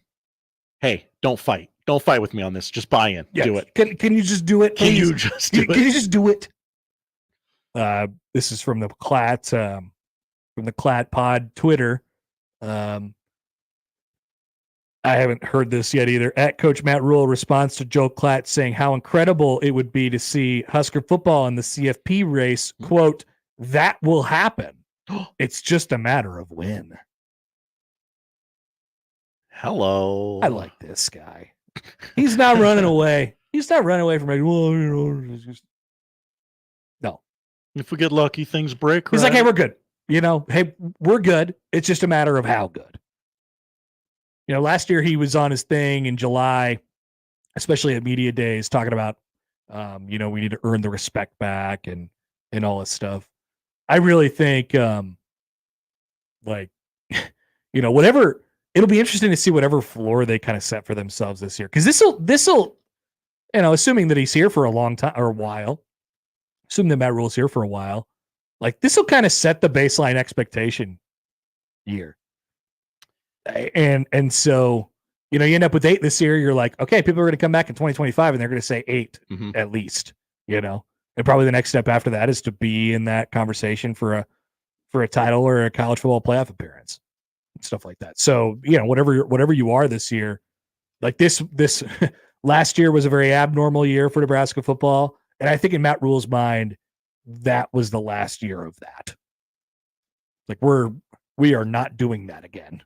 We are not going -17 in the turnover margin. We are not going to have one of the worst offenses in the country. We're not going to be great on offense. We're going to be fine on offense. We got a 5-star quarterback. Let's go. Time's now. But keep in mind what we talked about when they got Dylan Raiola to commit. You are sort of on the clock. Yeah. Right? Speeds up the timeline infinitely. Theoretically, this is as good of a quarterback as you're going to have, as Matt Rhule is going to have. So you better put the pieces around them. You better go down. Does it accelerate the timeline? Sure. I don't think Nebraska should run for those expectations, and I don't think Matt Rhule is, at all. I think Matt Rhule is one of the weirdos in the world that gets excited about having expectations put on him. Yeah. Yeah. Whereas I would like to fly under the radar and no one notice me until I've done well enough for myself. Some people do that. Some people do that. That is true. Some people love to fly under the radar. Iowa. I was like, thank God nobody's paying attention to us. We'll just secretly win 9 games again. All right. Back with Mike Schaefer on the other side. It's the Connor Happer Show on 1620 The Zone. Previously on The Crossover. It's a very baseball-y name. It's like naming your kid Mickey. Yeah, Freddie. Your name Mickey Mantle, you're destined to be a great baseball player. What was his full name? Michelob? Michelob Mantle. What was Mickey Mantle's real name? His name was Mickey Charles Mantle. I think it was Michelob. Michelob Mantle. Michelob Mantle. Wow. Mornings with Sharp and Hanley. The Connor Happer Show. Unsportsmanlike conduct. 6A to 6P. 1620. The Zone. Your Omaha area forecast presented by Funplex Water Park and Rides. From the KETV Newswatch 7 Weather Center on 1620 The Zone. Showers and thunder showers likely during the morning hours on Monday. Then expect mostly cloudy skies in the afternoon with highs in the mid to upper 70s. Another round of strong to severe storms possible Monday night into Tuesday morning. I'm meteorologist Sean Everson from KETV Newswatch 7. The Connor Happer Show returns in minutes on 1620 The Zone. How powerful is Cox Fiber?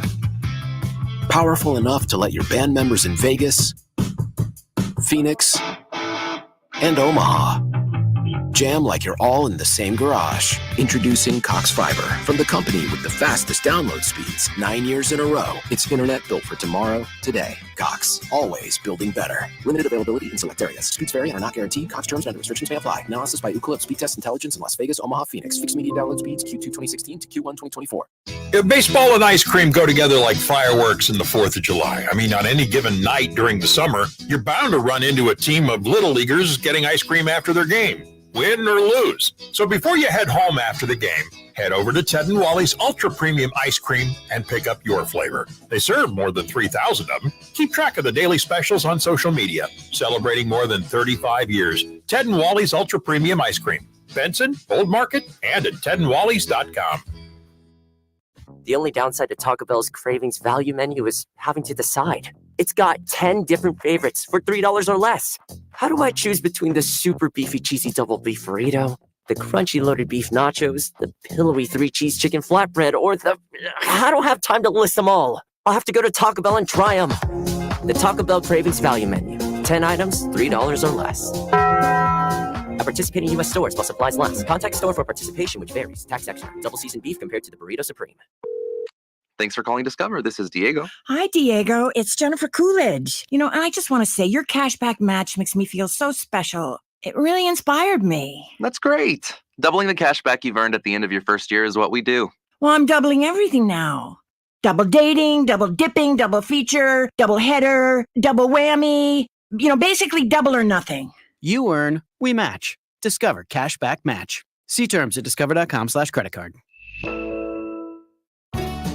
Raid wants to know, what would you do if you could confidently face every day knowing you and your loved ones are protected? Would you sing along to your favorite song at the top of your lungs? Turn off the GPS and let your heart do the guiding. Go to the drive-thru and order one of everything. Feel the buzz of confidence of knowing you are protected with 65 years of insect science in your hands. Raid. Protection for everyone. The wait is over. Dell Technologies Black Friday and July deals are live. Check out incredible savings on select laptops and more, like the XPS 15, powered by Intel Core processors. The XPS 15 brings you the perfect balance of power and portability, plus stellar visuals and immersive sound. When you shop online at Dell.com/deals, you'll have access to exceptional tech and electronics, plus free shipping on everything. Don't miss out on Black Friday and July savings at Dell.com/deals. That's Dell.com/deals. I want to learn how to cook, but I keep ordering takeout.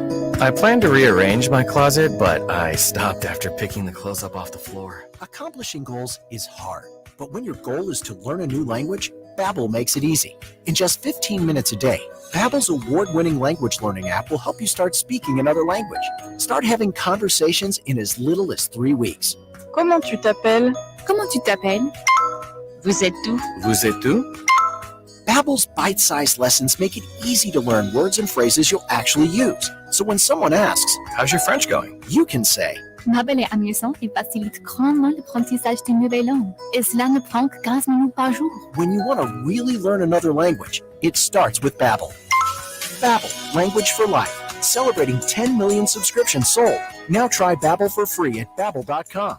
Just go to Babbel.com and start learning a new language today. That's Babbel.com. Babbel.com.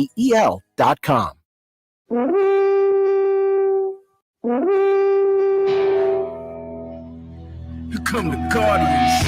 Yeah, I have statistics to back up that we have people that listen. Mike Schaefer. Anytime there's sort of a debate as to who can do something, Happer would always put his name forth, for sure. Husker 24/7 on the Connor Happer Show on 1620 The Zone. I could be a star. And we are joined now on the 42 Degrees of Source hotline by our good friend, Mike Schaefer, Husker 247. Hello, Mike. Good morning. Good morning, Connor Happer. How are we doing? Good. So I appreciate the Guardians letting the Royals back in the race a little bit this weekend. That was nice. Charitable. You know, when they didn't win that game on Thursday night, it kind of felt like they were probably going to lose that series. I wouldn't have guessed the game that they would win would be Big Christmas taking Cole Reagan's deep. Yeah, well, that was a foul ball, so it's okay. I don't know. I mean, they called it fair, so we can only go with what the call is on the field. So, I mean, oh, really? Seems like I thought we had instant replay, which also doesn't work. Look, they reviewed it and they determined that it was fair. Yeah. Yes, if it was foul, they would have overturned it. I don't know. Maybe it's just that instant replay is bad. Anyway, I'm happy to have the 3 out of 4. Very charitable, and once again keeps my July alive, which is very, very nice. I'm excited still about Royals baseball. Well, yeah, I mean you just gotta get the Big Ten media days, and then you're locked in, right? Like that's what's happening here. Yeah, I mean, like, you know, I was already pretty locked in. Like once they won, I don't know, they had like an over 500 record on like April 15th, and I was pretty jacked about that. That pretty much locked me in for the entire year. But I was waning a little bit over the last couple of weeks, but that 3 out of 4 got me straight back in. If Seth Lugo wins the Cy Young, would that be the most inexplicable Cy Young winner this side of Rick Porcello in the last 2 decades? Nice. Yes, without looking at any of the other names, almost for sure. If Seth Lugo won the Cy Young, it would be very, very, and it would definitely because next year it's going to be another star, and the year after that it's going to be another star, and then there'll always be 2024, the year that Seth Lugo won the American League Cy Young. He's pitching very well. Yes. I hope he keeps it up. All right. Hey, so did you have you caught any of the clips of Matt Rhule on the Joel Klatt podcast yet? We're just digesting all of this now. No, I have not ventured into that. I did see some of your colleagues tweeting out their thoughts. Oh yeah, they have thoughts. But I have not waded into it. So can you give me some highlights? Yeah, well, the video that Josh tweeted, he was like, yeah, I think he basically just skipped over the idea that, Nebraska's going to go to a bowl game this year in no uncertain terms. He said this, like, yeah, I definitely think we're going to a bowl game this year. And then he kind of pushed it beyond that. It was a lot of, I haven't heard the whole thing yet, obviously, but a lot of conversation about expectations and what they're supposed to do and getting Nebraska back into the playoff race and stuff like that. The headband, unsurprisingly, sounds bullish on Nebraska's chances to re-enter that sphere this year. Yeah, well, I mean, pretty much to anyone that would listen, basically said 8-4 or better. I really, there's the drumbeat of you got to go to a bowl game, you got to get to 6-6, yada yada yada, have to quell the streak. That's all fine. Like that's obviously the minimal of what should come out of this year. To me, this team, this schedule, the setup, they have a chance to be much better than 6-6. And I guess I would find it to be somewhat disappointing if we get to December, and you get to December after your 12 games and Nebraska's sitting at 6-6. I would view that as a disappointing feat. I don't think that's obviously it's a step forward because you were 5-7 a year ago, but I think that's how they view it over there. I think they truly view last year as a worst case scenario, and they still ended up 5-7. Like I don't think they felt like they were a 5-7 team. I don't think they felt like there was just results and how many times they lost on walk-off field goals at the end of games. Like I have felt for a long time there is a lot more confidence about what they have built in 2023 than what the win and loss record shows. Now, they have to go and prove it. And that's why, for me, if they don't go win 8 games, I think it's a little disappointing. Like, I think they have the talent to do that. I think they have the pieces to do that. I think they have the defense to do that. I think the schedule sets up well. So I did not want to go into this year with the whole, like, well, if they go 6-6, that's success. I don't think that is. I think this is a team that the expectation should be higher for, and I think the fan base is slowly coming around to that. I agree. And I know the people over there feel that too. Yeah, people get scared though. As you know, people get scared and they're like, "Hey, look, I've been here before. I've predicted Nebraska. I get really optimistic in July. what is different, or what feels different to you about this one than all the previous ones where people thought, hey, you know, they're gonna go to at least a bowl game this year. They'll be in the conversation for the West. Like, what do you feel like is tangibly different this time around, if anything? I really like where they are in the trenches on both sides of the ball. I think that for part of the reason I feel as good about this team as I do is I think they have a base that they are built off of, and that's inside the trenches. I think they can control things with the defensive line. They have, you know, players in Nash Hutmaker and Ty Robinson, and guys that are behind them that I think are really good too, that we're going to see a lot of this year, that can really kind of do things that we haven't seen Nebraska do in a while, which is dictate to the other team's offense.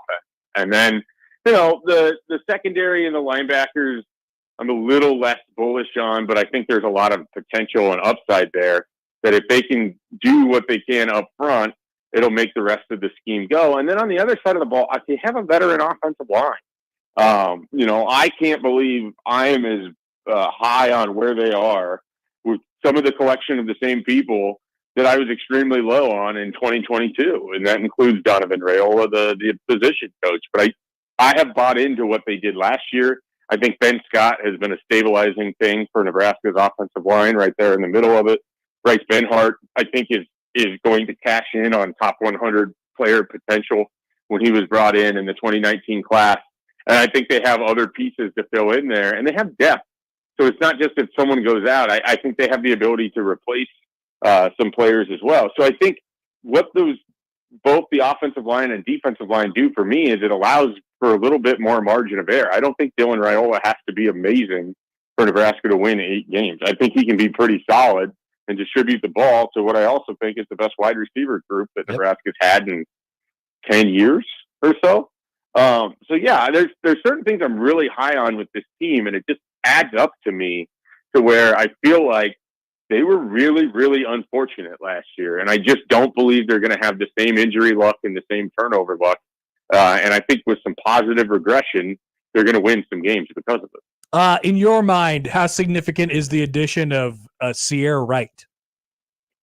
I think it's a nice addition. I mean, I don't want to go overboard with it. I know our USC guys felt like at times he played really well in camp settings, but it didn't always translate to when the games were on. But they were also quick to say that the defensive scheme and the defensive system at USC last year was so bad that nobody was going to play particularly well in it. And so they, you know, I think they're bullish on the talent. It's just a matter of how quickly can he assimilate to what Evan Cooper wants, how quickly can Nebraska get him, you know, up to full speed. Is this a guy that you're giving half snaps to against UTEP in Colorado and Northern Iowa before turning loose in Big Ten play? Is this a guy that you think, you know, he's got enough starts, he should come in and he can start right away for you against UTEP and you don't worry about it that much? So I think they've shown that they've taken other talented defensive backs and gotten a lot out of them. So I think there's a reason to be optimistic about Wright. It doesn't seem optimistic because I think he goes into a room where you just don't have a lot of experience. It doesn't necessarily seem like, now, once again, maybe he comes in and, you know, blows everybody away. Doesn't really seem like their MO to, like, you know, go grab a guy out of the portal and then he comes in and he's kind of like the assumed starter at the other corner position right away. Like it feels like it's been, you know, there's a few examples of this. It's maybe proven to be a little bit difficult for transfers to come in and really like assume that spot right away. It's happened over the last several years, of course. But like there seems to be maybe more misses than hits there. Not to say that he's going to be a miss, but it's interesting the way that Nebraska has and will kind of deal with guys who come into their program in positions of need. I think we underrate as a media and as a fan base how much coaches like when they've seen a guy for weeks and months and years in terms of the preparation. And, you know, coaches don't like the unknown. They don't really covet that. They want to be able to rely on things. And so it's hard to basically just say a guy who commits to Nebraska at the end of June is just going to be your starting corner unequivocally because he started for another school that's at the Power 5 level or Power 4 level, if you will now. So I think part of it is you just always assume that whatever else is out there is better than what you have. But it's difficult because every situation's a little bit different, and coaches, they want to see what right is before they're just going to put him into that spot, and then he's going to have to prove it. He's going to have to prove it time and time again. That's why I suspect there's going to be some rotation, at that corner spot early on, just because I don't expect him to just come in and take that job. Now, maybe he will. Maybe he can be that good. Ben Scott is one of the few transfers I can think of that just immediately, it was his job. Obviously, Jeff Sims became the quarterback, and then we saw what happened with that. Billy Kemp at wide receiver. But, Ben Scott's like the one real super strong success story of a transfer in guy that has just taken a job and unequivocally become a leader and, sort of the guy in the position room. And I don't know that there's a lot of other transfers where that's true. Now, Jamal Banks seems like he's on his way to that at wide receiver. But the rest of the transfers they brought in haven't necessarily just like taken over a starting spot and held it. No, that's kind of the way I feel as well. Schaefer, do we need I think we need an alarm on this show, some sort of horns that every time someone says Polynesian pipeline, it goes off and then we, discuss the potential of Nebraska having a Polynesian pipeline. Yeah. I mean, could you just have Josh play a sounder of Roman Reigns screaming, "Acknowledge me" or something? Oh, that sounds like it's right up Josh's alley. I don't really get the reference, but sure. Perfect bit. Yep. I think Josh would get it, and I think Josh would feel like it fits. Okay. Well, everybody's talking about it with the addition of Houston Kahaina Torres.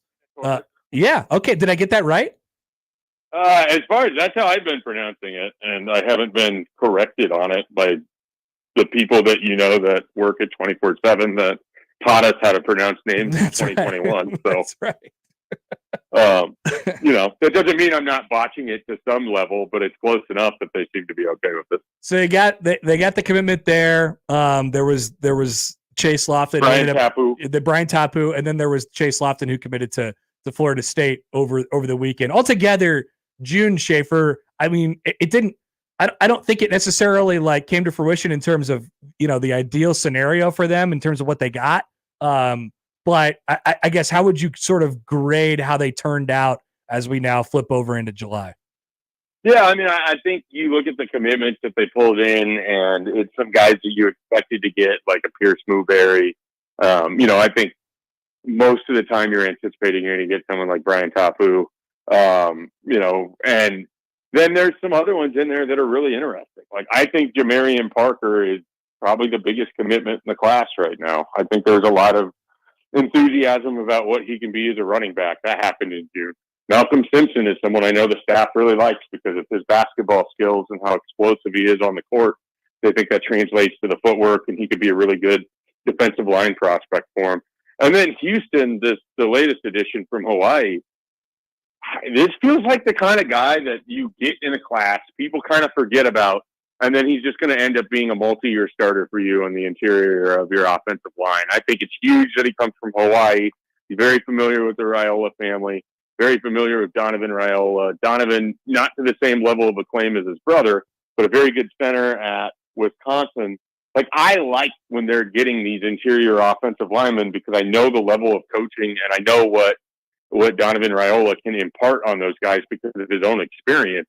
Like, I feel pretty good if you're pulling in back-to-back years the top offensive lineman in Hawaii. And oh, by the way, they've got offers out to the number 1 and number 2 for next year as well. So Nebraska is certainly going to continue to go back to the island as long as they've got Donovan Raiola and they're building something there. I think there's a lot of enthusiasm about what Nebraska football could be and what that means for kids on the island. And they've got another decision here in 2 weeks in Aiden Manitai, a defensive back that's deciding between Nebraska, Arizona, Cal, Washington, and Tennessee. And I think they might come away with that one as well. It could come together this year. I mean, in recruiting, it's all about, especially when we're talking about areas of the country. We talked about the St. Louis Bermuda Triangle for years, but like proof of performance is huge. You get a kid from there, and then they end up becoming a star, end up becoming a player that's known.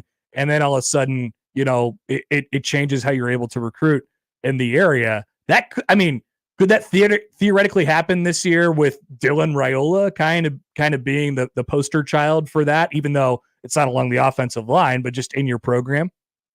Yeah, absolutely. I mean, if he goes and has success, we know that Oregon's reach into Hawaii exploded because of Marcus Mariota.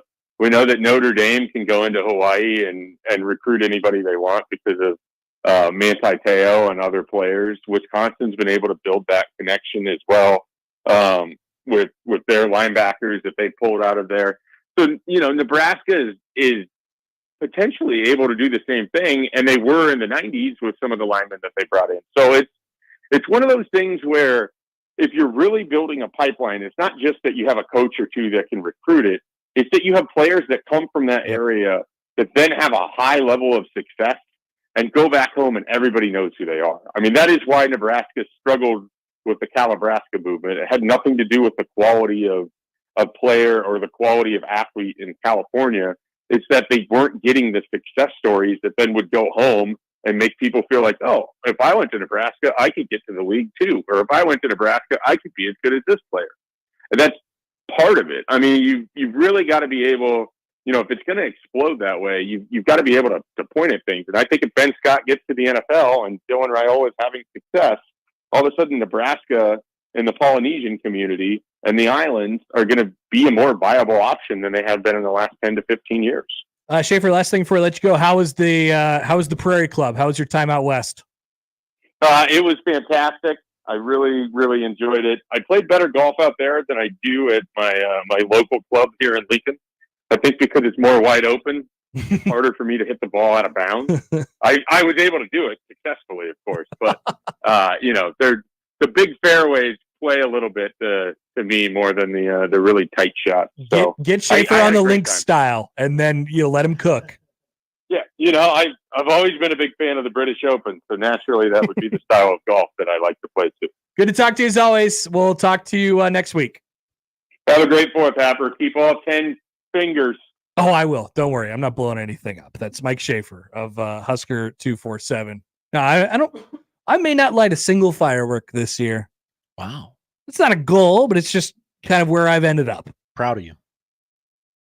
Maybe I'll do one of those little tanks that goes like 2 inches. Yeah. And then it shoots out the. Yeah. Maybe I'll do one of those. Can we try this Polynesian pipeline bit?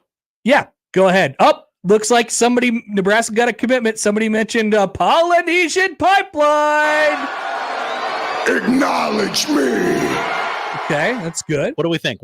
Audience? Pedro has the thought. Okay. Hi, guys. Hi, Pedro. The Rock is Polynesian. Use a rock clip. Okay. What demographic are we trying to reach with the Polynesian pipeline sound? I don't think it's for anybody else outside of us. Is it for? Oh, okay. It's literally you and me. It's for us. What do you think is funny? What do you think works? I don't think we're trying to do anything. I'm just saying I want there to be. Well, maybe you could do that clip and then put some horns or alarms in the background. Yeah. Because every year Nebraska will be like in on a recruit from Hawaii or with Polynesian descent, and they'll be like, Nebraska's going to do it. It's time to start the Polynesian pipeline. Acknowledge me. We just got to clean that up a little bit. Yeah. That's all. Yeah, maybe that works. That was on TikTok. It sounded like. Well, it was a YouTube video on TikTok, like an adult. A YouTube video on TikTok. No, strike that. Reverse it. I'm sorry. It was a TikTok video on YouTube. Like an adult. Gotcha. I was going to say, I watch movies all the time from YouTube on TikTok. Yeah. All right. So, yeah. I think I could have something ready to go for tomorrow's show. Perfect. We'll get there because there will be plenty of chatter about the Polynesian pipeline. All right. We will be back. Josh will bring you the odd news coming up on 1620 The Zone. The Connor Happer Show. Follow us on Twitter @Happer Show for all the latest news and views. We may even say something interesting once in a while. Unlikely. Really, guys? Omaha's most listened to all sports radio station. Again and again and again. 1620 The Zone. Hi, this is Doug Nodgard with Equitable Bank. Great service never goes out of style. When the digital age dawned, many said computers would be able to handle many of the interactions that used to take a person. Boy, were they wrong. How many times have you called your bank and gotten a recording to press 1 or 2? Not at Equitable. Not only does Equitable answer your call on the first ring, it's answered by a human being. That's because Equitable Bank values its customers. Equitable Bank, we take banking personally. Member FDIC. Hey everybody, it's Michael Smith for Ted and Wally's Premium Ice Cream. Now that we got through the spring and we're in the summer, what's better for summer than ice cream? I always say, get yourself a bucket load. Now I know they don't sell it by the buckets at Ted and Wally's, but they do sell it by the pint. They do sell it by the half gallon. All you got to do is call ahead to get yours reserved today. And so many flavors. Go on social media, whether it's Facebook or on Twitter, and they have a list of the day's ice creams for both locations. That's in the old market, of course, and in Benson. Swing by there, get yourself some great ice cream this summer, and tell them Severe sent you. Hi, I'm Nick Bermel, owner of Royalty Roofing. The recent storms wreaked havoc on our community. Our team at Royalty Roofing is here to help. We're local, skilled, licensed, and bonded. We work for you to ensure you get the funds you deserve and make sure that the work is done to your satisfaction. Don't take risks with your biggest investment, your home. We are Better Business Bureau Integrity Award winners and Best of Omaha winners. Cover your roof with Royalty. Visit us today at royaltyroofing.org. Howdy, Greg Wagner joining you from the Nebraska Game and Parks Commission. Time now for another Nebraska Outdoor Update. Hey, planning a trip to a state park? One of Nebraska's 76 state park lands?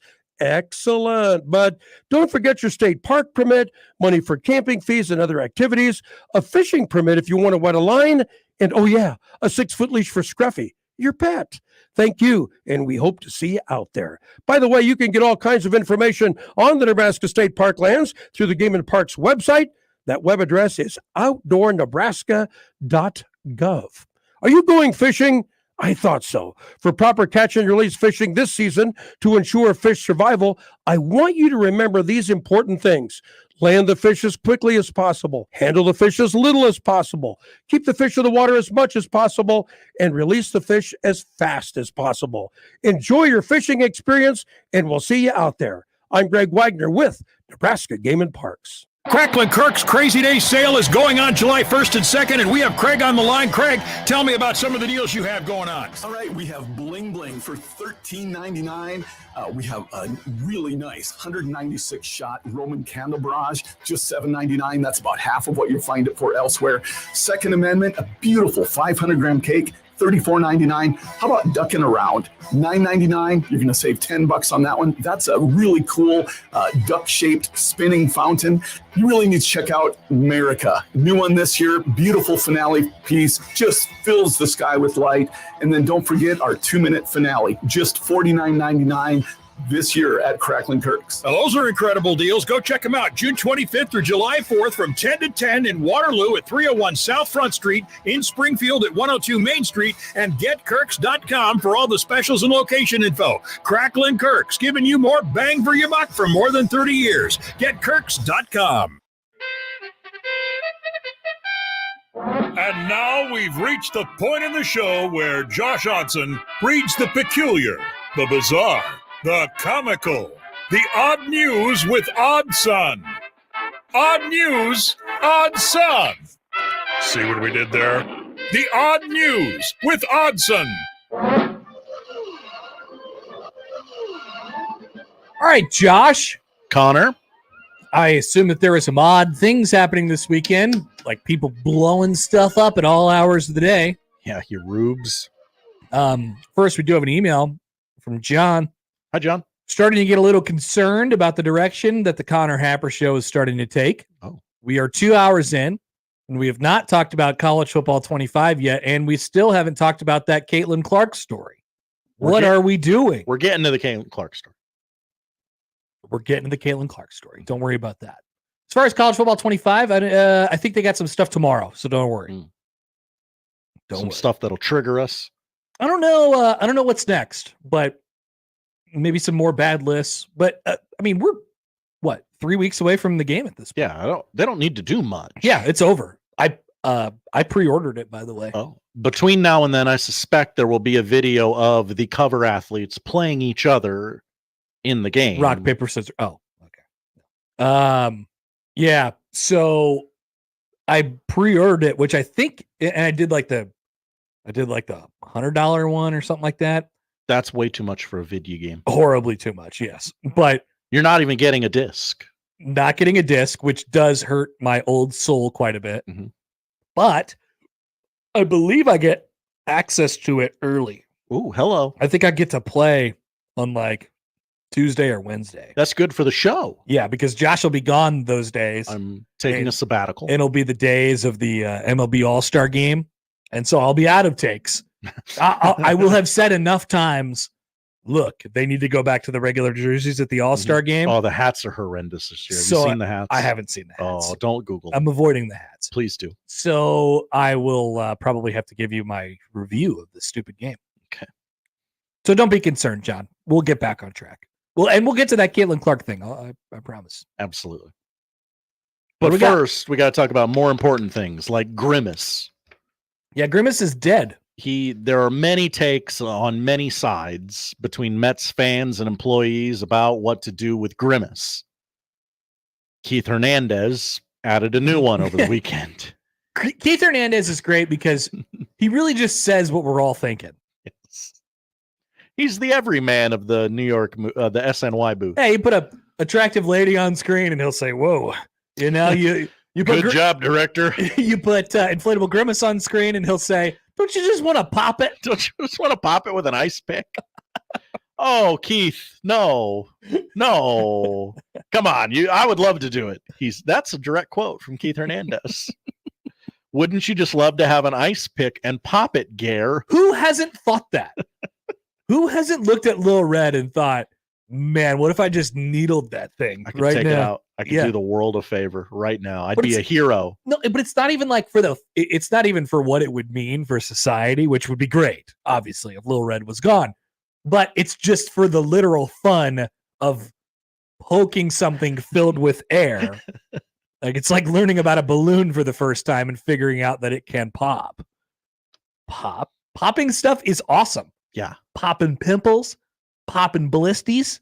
Have you ever popped a blisty? I have not. There's a whole show dedicated to popping pimples. Really? Where's this at? It's on the Learning Channel, TLC. Dr. Pimple Popper, MD. Oh, that's all they do in the whole show? Yep. Sounds pretty gross. Sounds pretty gross. I had a blisty once. Oh, yeah? Stick a needle in there, all the stuff comes out. Mm-hmm. Blood, okay, I guess I have blood. Done that. I have done pus. That. Yeah. It's gross, but it's really quite satisfying. I was single. I didn't have a lady to care for or care for me. I was a child. I did this thing where I was an idiot and I was trying to bunt a baseball, but I put the finger on the outside of the bat. Bang! Right there. I had to pitch in the game too. It was right on my index finger. And so the game that I pitched in, I just had to throw circle changeups the entire game. Didn't work, shockingly. But I popped that blisty. Okay. So yeah, Keith Hernandez wants to murder Grimace. Yeah, that's good. That's the boyish wonder in all of us. The Mets were at 500. I don't know what they did yesterday. I don't know what their current record is. Probably losers. 40-41. So they're a game under 500, but yeah. The Grimace thing I think died. They're coming on as of late. Yeah, but the Grimace thing has taken a bit of it's taken a slower turn the last few days. People are souring on Grimace left and right. Grimace had its moment. Mm-hmm. We go to the BET Awards, where who better to talk about the BET Awards than Connor Happer and Josh Odson? Yes. There was like all award shows, there was an in memoriam segment.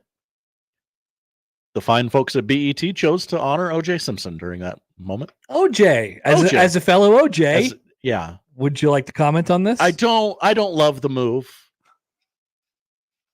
Feels like there were enough other people that you chose to discuss. You know, Willie Mays was in there, Lou Gossett Jr., Carl Weathers. So you think that there was enough that they didn't have to honor OJ? They didn't have to put him in the montage? Yeah, they could have. Did he get a prominent spot in the montage? That's a good question. I don't know. But the crowd would be, Willie Mays would pop up and they'd be like, oh yeah, Willie Mays, yeah, sure. And then OJ popped up and they were like, whoa. What? There was a smattering. There was a smattering of applause though. Just people trying to be nice, I'm sure, or not paying attention to what's on the screen. Yeah, I mean, the guy has he's dead. So, you never want to just. But OJ was in movies. At the next Oscars telecast, they're not going to put Orenthal James Simpson up there. Ooh. They're not, Connor. When's that? March. Too far. Yeah. No, they would. What if the Oscars were right now? Right now? Do you think they will at the ESPYs in memoriam segment? No. No, I don't think so either. No, I don't. I don't actually. No, I don't. Certainly now, after this, they're like, okay, I just want to be crystal clear about this, everybody. No OJ in the ESPYs in memoriam. I do love BET though. BET, they have John Q on there all the time. I love John Q. It's our world's greatest actor. I love that movie. Every time my YouTube TV is like, hey, look, John Q's on. I'm like, yes. Go now.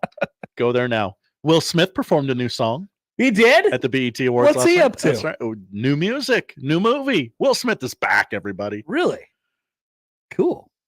Is the song any good? I don't know. I didn't listen. Is the movie any good? I don't know. I haven't got to the movies yet. Wow. But you've been watching old movies. I have. Beverly Hills Cop's coming out this week. Gotta catch up. Yeah. Okay. Many people are saying. You don't have to catch up. I just want to. We go to excuse me. We go to Canada. Oh. For our final story. We've been there once today. Let's go back. Trade partners. Felix Antoine Hamel was one of 84 candidates to run in a Toronto by-election after he and 76 others were approached by election reform group Longest Ballot Committee, which packed the race with candidate after candidate to successfully create the longest ballot in Canadian history. So they take their politics about as seriously as we take our politics. No kidding. Here. Hamel was the only candidate in the race to receive 0 votes. Wow. How's that possible, you ask? Didn't the guy vote for himself? Well, he's not a Toronto resident, therefore he was ineligible to cast a ballot for himself. That's good. So he deserves 0 votes. Now, what was the percentage of the vote that the winner got? Is that information readily available? I do not have it in my story. That is a great follow-up question. While you look that up, I will tell you that the candidate himself said, when I saw the result, I was like, well, I am the true unity candidate. Everyone agreed not to vote for me. The Library of Parliament database confirmed Hamel was the first candidate in the country's history to fail to receive a single vote in a contested election. Look at that. Other candidates have won in uncontested races and won without a single vote. 6 other candidates in Hamel's races received only 2 votes each. There were several that got 2. There were several that got 3, 4, 5, 6, and all the way up. The winner ended up it was Don Stewart. Ended up getting. By the way, I don't even know what this position is for. Probably not important. I don't either. Don Stewart won the election by receiving 15,565 votes. No percentage included here. That's the voice you can count on, though, Don. Just barely edging out Leslie Church by only about 500, 600 votes. Oh, wow. It's almost like if there were less novelty candidates, real candidates could have. Maybe. Mm-hmm. Prime Minister. So somebody said next time it would be 184 candidates. Whoa. The whole purpose of the longest ballot is to demonstrate that our voting system is messed up. And if that message hasn't gotten across yet, then the next time it won't be 84 candidates, it will be 184 candidates. That's what a representative of this stupid initiative. Okay, I guess I appreciate the stick-to-itiveness of this. Yes, so we're going to make it even bigger. We're going to muck this thing up even further. Good job. 84 people on the ballot. Do you think I could get like 4 votes in this election? Oh, yeah, absolutely. More than Felix Antoine Hamel? Big media star like you, yeah, we could run a campaign. I don't know. I'm not real big in Toronto, I don't think. I'm sure we could get the show syndicated there. We love hockey. I'd get a couple votes then. We talk Raptors basketball all we the time. do. Hockey Dad writes in, by the way. We have hockey listeners who are expecting us to talk about hockey. That's right. He says, I can't believe you're not talking NHL free agent talk. Jake Gunsel to the Ning. To the Ning? Yeah. The Tampa Bay Lightning. Don't say that. Don't say the Ning. That's what people call them. No, they don't. Nobody says that. I've heard it before. What are the Utah's going to name their team? They will be the Utah Hockey Club this year. Oh, that's right. And then what are they going to call them after that? I believe the voting is down to 4.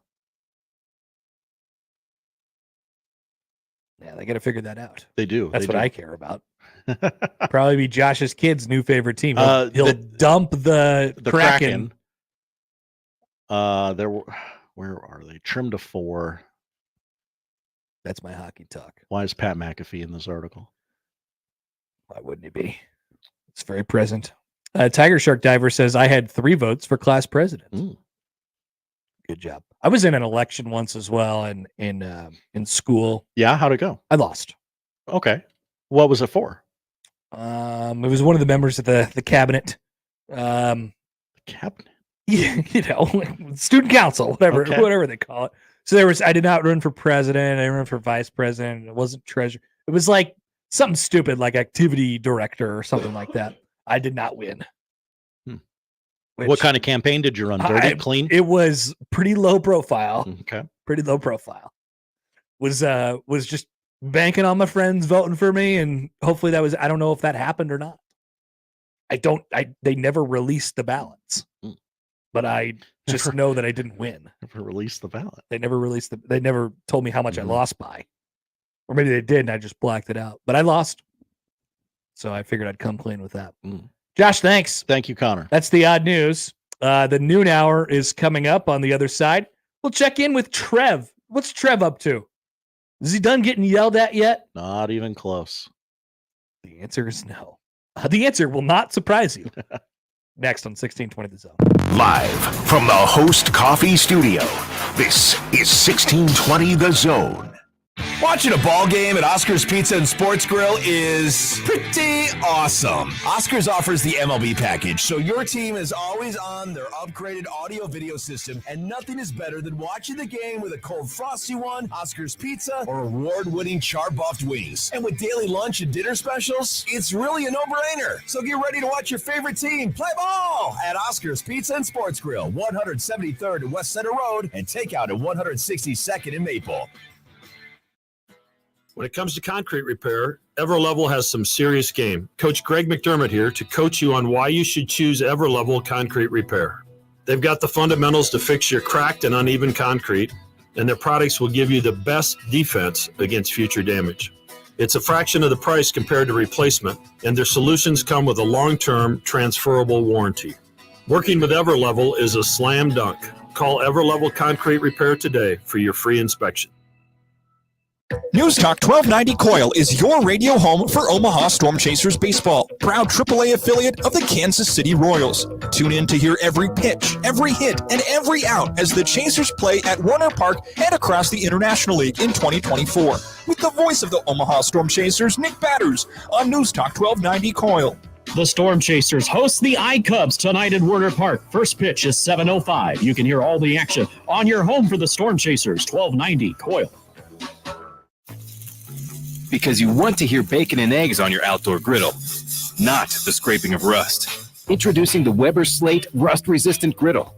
Stays ready, not rusty, with a carbon steel cooktop, pre-seasoned and ready to cook on right out of the box. The Weber Slate heats evenly edge to edge up to 500 degrees. All you'll hear is the gasp of amazement from friends and family when you serve the food. Cooking with the Weber Slate Rust-Resistant Griddle just sounds delicious and tastes even better.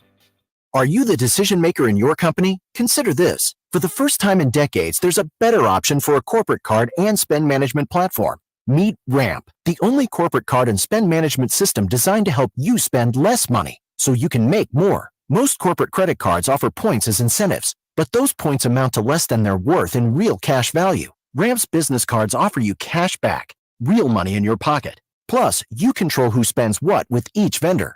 And Ramp software collects and verifies receipts automatically, which means you'll stop wasteful spending and close your books in hours instead of days. Businesses that use Ramp add up to 5% to their bottom line the first year. If you're a decision maker, adding Ramp could be one of the best decisions you've ever made. And now get $250 when you join Ramp for free. Just go to ramp.com/sports. Ramp.com/sports.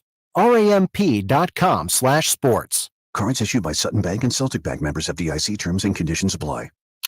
Our lives only have so much time. But if you smoke, you have less. Your life could be 10 years shorter. And the time you do have is often filled with health problems.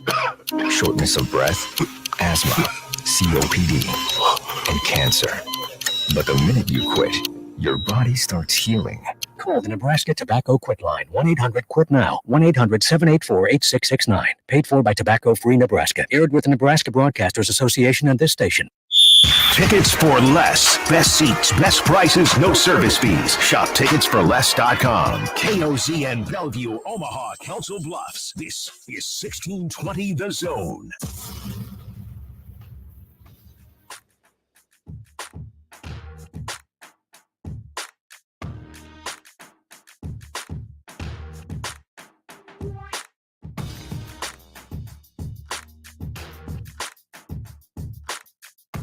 Josh, M. Night Shyamalan's got a new movie coming out. Have you heard about this? Yeah, we're at a concert or something. It's called Trap. Something goes horribly wrong. Josh Hartnett's in it, no relation. Josh Hartnett is in it. Josh Hartnett, he of cameo appearances in The Bear. Oh, really? Yeah. Have I gotten there? Is that new? It was in episode 4 or 5. I've only watched the first one. I very sadly got through 4 or 5 this weekend. That's not slow enough, Connor. It's not. Got to have one as a little treat. My wife is a real binge watcher. Mm-hmm. You know, she can't take it. She's like, I have to watch the next episode. They're right there. Let's just go. I have to watch more. Also, the episodes of The Bear are like 19 minutes. They're very short. So I'm like, can we just, maybe wait, just a little bit, maybe. The original idea was to be a normal person and watch it at the same time every week. It's the Bear time. Bear time. That was obviously never going to work. No. Even though I did that, I've done that for most of the TV shows that I've ever watched in my life. It's a nice idea. It's a great idea, but it only exists in theory, or only at the TV networks let you or make you do stuff like that. So instead, I think we started whenever the day it came out, and which was what, Tuesday or Wednesday last week. Correct. And I'm 5 down, halfway through the season already, and I feel ashamed. But I had to come clean. Once again, it's the year of transparency. We do appreciate that about you. Speaking of the year of transparency, maybe this is too transparent from our dear old friend Trev. Remember Trev? Trev. Respect, Josh. Trev. He was Benedict Arnold. Benedict Alberts. He was, he was in town for the College World Series, and then, his world got turned a little upside down. He had a tough week last week. Got tougher over the weekend. There was a story in the Fort Worth Star-Telegram talking to now Texas baseball coach Jim Schlossnagle. Interesting you framed this as a story and not the factual occurrences of what happened. It was a story. A story. It was one man's side of the story. Story implies fiction. What? No, it doesn't. It's a news story. Okay. But it doesn't have news in it. It's one man's opinion. It's Jim Schlossnagle. So here's what he said about why he is no longer coaching at Texas A&M anymore, and why, Jim, why? What opened the door for him to go to Texas and be their baseball coach. Now, keep in mind, that story came out, and then yesterday Texas A&M made it official that they were bringing back Michael Early off of Schloss's staff at Texas. Not important. This is the Trev part. This is from Jim Schlossnagle. Quote, Trev came to me the day before the regional to have a conversation. He asked me if I was frustrated. I told him I had some frustration with how slow the ballpark process was going, and that it was tough to operate without a sport administrator, but I was committed to working through it. Remember, we'll pause there real quick. Trev always does this thing when he takes new jobs, is like he kind of fires everybody. One of those people was the baseball sport administrator, and obviously he was evaluating the ballpark. Which, by the way, everything that I've read has indicated that ballpark is the ballpark project is continuing on as scheduled, if not faster. Like it's going to get, sped up by the fact that they got this energy and momentum now. Just played for a natty, hiring a new coach and playing for a national championship, right? So, like, the ballpark process was always going to take how long it was going to take, and now they got rid of a sport administrator. Anyway, we continue on from Schloss. He then made a comment to me, kind of comparing his situation of leaving his alma mater, Nebraska. He said to me, Jim, if you ever don't feel like this is the place for you, that's okay. It's okay to move on. I was a little taken back by that. And that was the moment that I began to think that maybe this wasn't going to work out. No one ever contacted me or my agent about a new contract for our staff, so I just decided to focus on getting our team to Omaha and winning. Then, this weekend, Josh, if we can get ready to play some video here, Jim Schlossnagle was on the SEC party show with Chris Del Conte, his best friend. You'll see a little bit of that here. And he was, hey, how's it going? Like, why are you here? I know you were in the SEC last year, but now you're at Texas. You're doing this a little bit different. So what went into that decision? Here's Jim. I don't think there's any tipping point reason. It was just I took a job under one pretense with an athletic director in Ross Bjork, and Trev I think is going to do great things at Texas A&M. There were some things that led me to it just became a different job, and there's a lot of uncertainty in college athletics, as we all know, and there's going to be uncertainty everywhere. But the one thing I know of that is relatively certain is my relationship with Chris, and that's not a negative on Texas A&M. They're going to think what they want to think, and that's okay. But it was just more of my relationship with Chris. I don't want to coach forever, and so for the remainder of which I do want to coach, I wanted to have some certainty with the future. And again, I think A&M is going to do great things, but University of Texas was just too much to walk away from. There you go. There's Jim Schlossnagle commenting on relationships and things of that nature. Trev has this thing where he, I think he can make people uncomfortable. I think he's like a change agent, and I think Sam wrote that today too. It happened at Nebraska, and I think it's a good thing that it all happened that way at Nebraska. And he also doesn't really mess with, like, if he doesn't think that you're a fit, or he doesn't fall into you as a coach, don't fall into his vision of how he wants to see the athletic department be run and be coached and to teach people and to have relationships with people like on a daily basis. He doesn't really put up with it.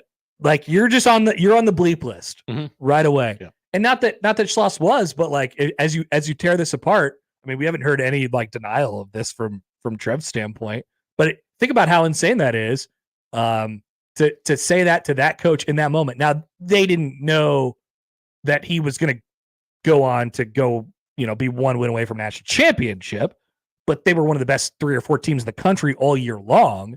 And so to say that to that coach, who's widely respected as one of the best coaches in the game, at that moment, and say, hey, look, if this isn't right for you, then you can feel free, look around. You can imagine how that would be a bit like, whoa, are you serious? Hey, I kind of thought you were going to come to me and say, what do you need? And I think a lot of athletic directors around the country say exactly that to their coaches. They say, what do you need? And Trev tells his coaches what they need. That's probably the most simple way I could put it. I don't know if that encapsulates everything. Trev's got obviously an ego himself too, but he doesn't really put up with that stuff. Like it is a holistic, like, athletic department vision, and you got to fit into that, and you got to be on board. And so he likes to hire his people, I'm Trev Alberts. I move the chess pieces. I think that's really how he is. And that probably, I mean, that doesn't, I don't know that reflects terribly well on him, but there's no doubt about it that it worked out in Nebraska. Nebraska, when he was here, Nebraska needed structure. Nebraska needed somebody to come in with a vision and somebody to come in and say, hey, look, I know where the bodies are buried. I know how this works around here. You guys ain't been doing it right. I know how to do it. They needed somebody to do that. And I think that's a really, really difficult thing to adjust to for an athletic department that is, one, not at a high level, but one, and looks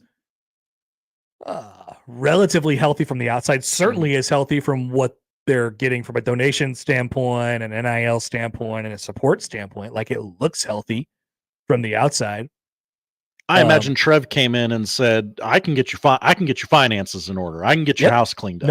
No doubt. He came in and was like, I see what's going on here and I know how to do this.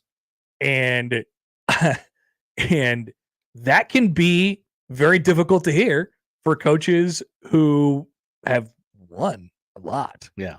And I think in the case of Schlossnagle, it really, really was just to tear that whole thing apart, because that article went crazy over the weekend. That story went crazy over the weekend. And keep in mind, in the timeline here, this is before Texas A&M had gone back out and hired their new coach. And they got Michael Early, and then they ended up stealing Washington's head coach to be an assistant on the staff, Jason Kelly. And so this is all before that. It's like, are we floating in the wind? We were just in the national championship game like 3 days ago. Like, what are we doing here? Are we blowing around? Like, who is this Trev Alberts guy?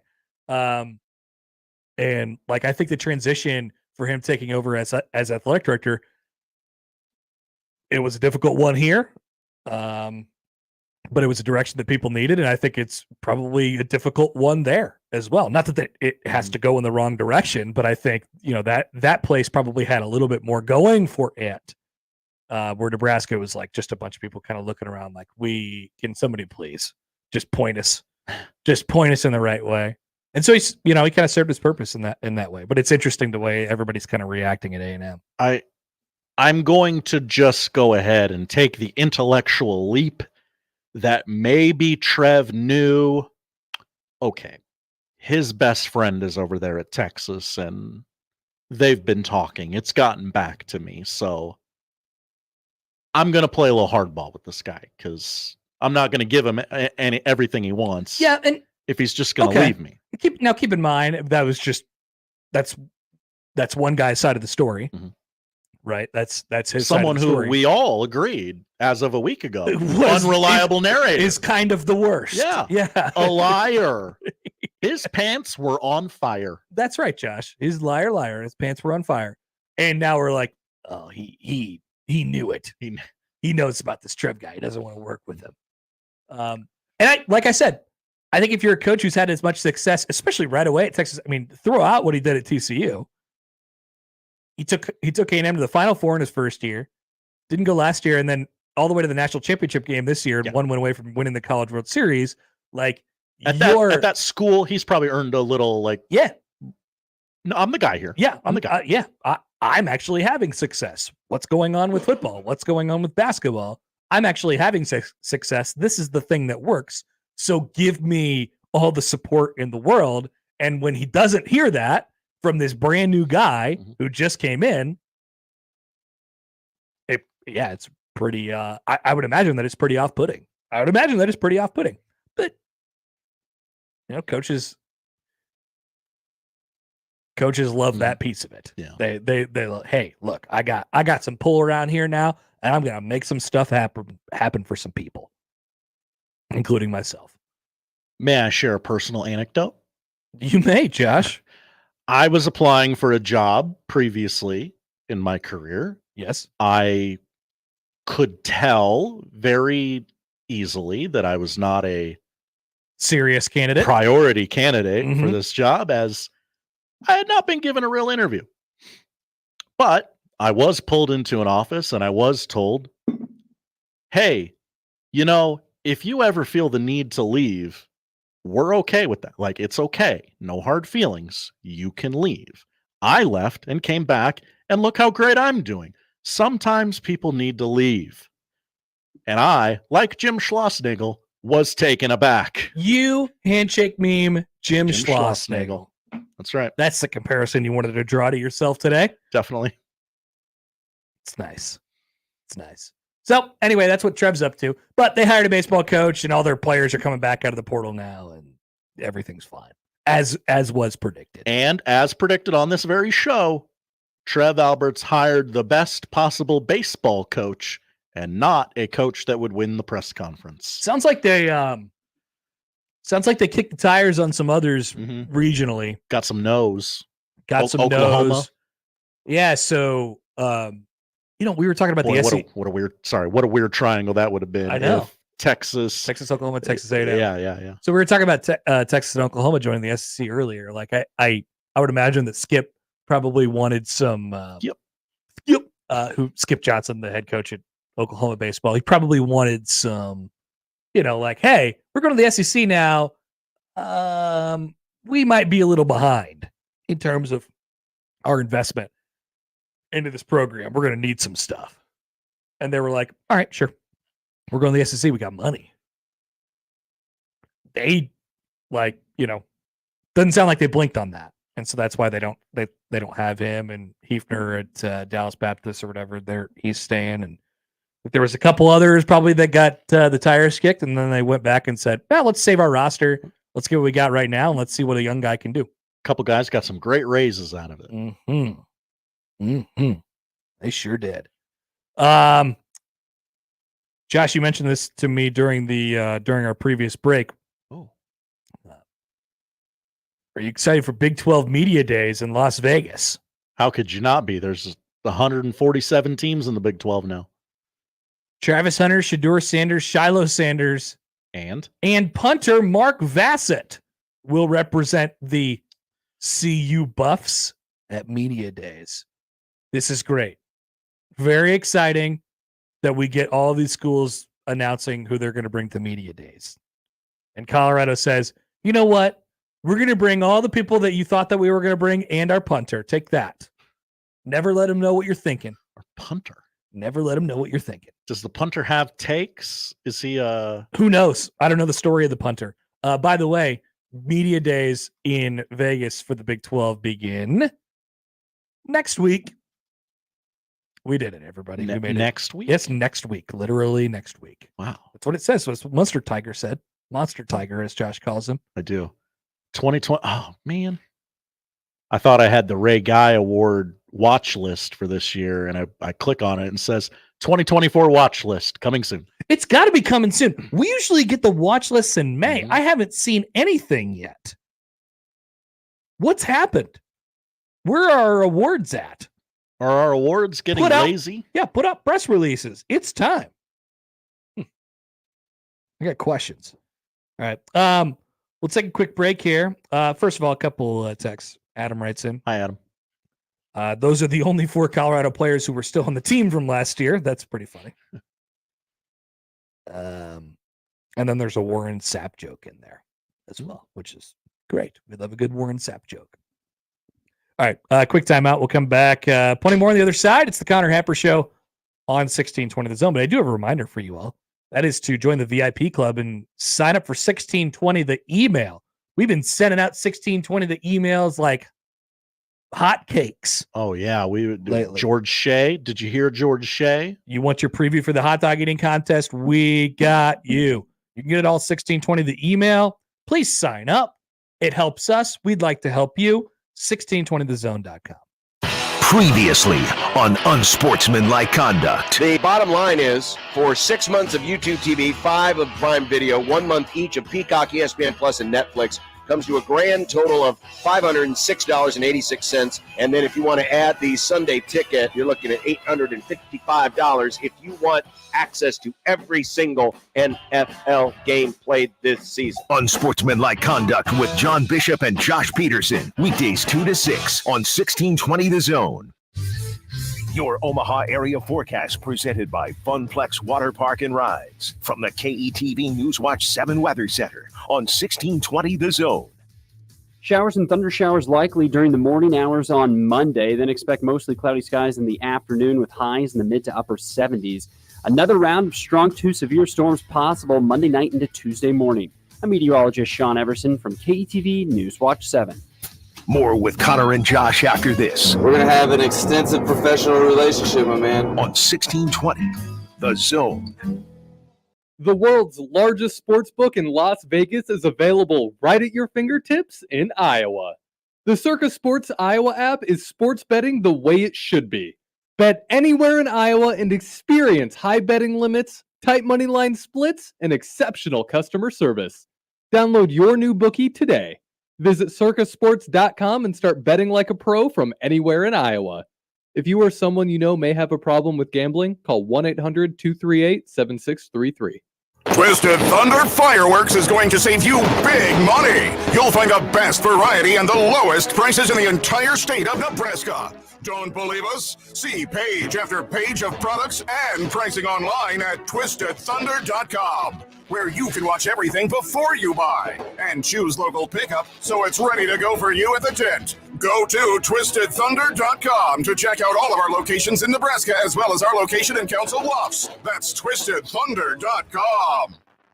They say health is wealth, and I could not agree more. That's why if you or somebody in your life is living with everyday aches and pains, I want to tell you about Relief Factor. And I'm telling you, I can feel the difference. Relief Factor is a daily supplement that helps fight pain naturally. Naturally. Now that's a big deal. Developed by doctors. Relief Factor's unique formula of ingredients all work together to help support your body's response to inflammation. Instead of masking pain for a couple of hours, Relief Factor actually helps reduce or even eliminate your pain for good. Whether it's neck, back, joint, or muscle pain, if you're looking to feel better, live better, give Relief Factor a try. In 3 weeks, you will know if it's working because you'll feel it. For instance, I was sent Relief Factor to try, and I've been taking it every single day. I'll tell you what, I feel the difference every day. Go to relieffactor.com or call 1-800-4RELIEF. That's 1-800-4-RELIEF. Save on your first order. Don't let pain tell you how to live. Fight back naturally with Relief Factor. These products and statements have not been evaluated by the Food and Drug Administration. These products are not intended to diagnose, treat, cure, or prevent any disease or condition.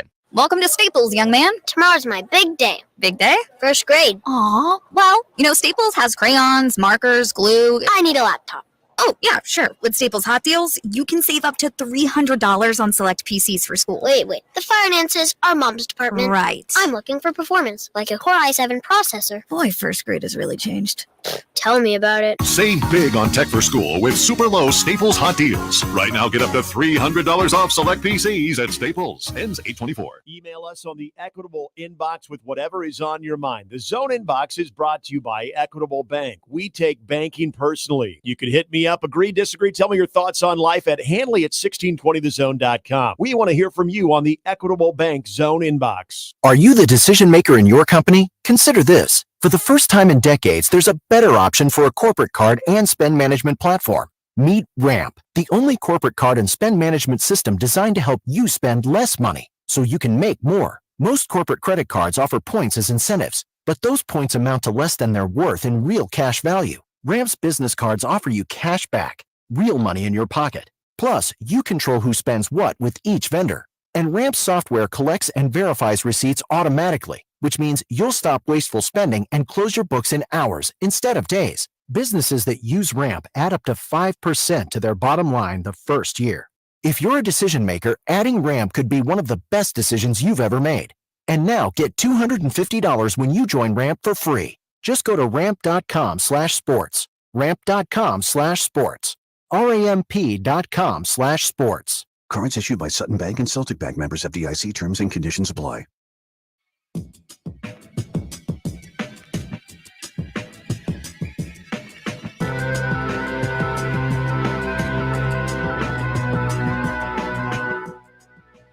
Right, so did you know that Bobby Bonilla is not the only person who makes a lot of money for doing nothing?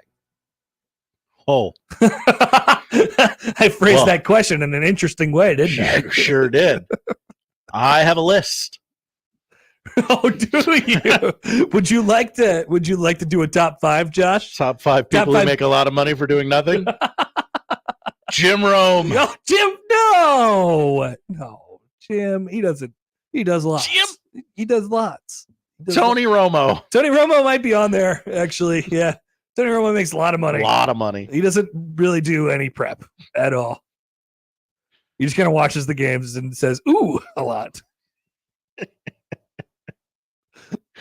You were saying. Yeah, that's pretty much the story. Anyway, Bobby Bonilla. Happy Bobby Bonilla Day. $1.19 million. He's signed to a 5-year contract worth $29 million in 1991. At the time, that was the richest contract in team sports history. He spent the first 3.5 seasons of that contract with the Mets before being traded away to the Marlins, and then was later traded back to the Mets after the Marlins decided they didn't want to try anymore after they won the World Series in 1997. The Mets released Bobby Bonilla in January 2000. We're still on the hook for his $5.9 million salary that season. Now, this is from the CBS Sports story. Believing they were poised to make a significant profit through their investments with Bernie Madoff, Mets ownership instead agreed to defer Bobby Bonilla's salary with 8% interest and spread the payments across 25 years, starting in 2011 and going to 2035. Of course, Madoff's Ponzi scheme fell apart, and Bobby Bonilla's nearly $6 million swelled to nearly $30 million in between the years of 2000 and 2011. That $29.8 million divided by 25 equals the annual $1.19 million payment, and that's every July 1st until 2035. Happy Bobby Bonilla Day to everybody. Did you know Bobby Bonilla also gets another payment of $500,000 a year from the Baltimore Orioles until 2029? Why are we not laughing at the Orioles today? Because it's less money and it's less funny. It is. Face it, that's probably one of the only reasons why we talk about it. Number one, his name is Bobby Bonilla. It's funny. It's a funny name. It's a great name to say. Number two, like he's in the perfect baseball guy zone of like, yeah, he was pretty good, but only if you only remember him if you were alive and watching baseball during that time. Right. You would never think of Bobby Bonilla if you were like born in 2011. You're like, wow, Bobby Bonilla. No. And so that's a part of the reason why we talk about it. Also, it's the Mets. It's fun to make fun of the Mets. Did you know the Reds have paid Ken Griffey Jr. roughly $3.5 billion a year every year since 2009? He will get his final Reds payment this year. He was the third highest paid Red last year. That's right. Did you know that the Boston Red Sox are still paying $2 million a year to Manny Ramirez? Oh, no, I did not know that. And will continue to do so for another 2 years.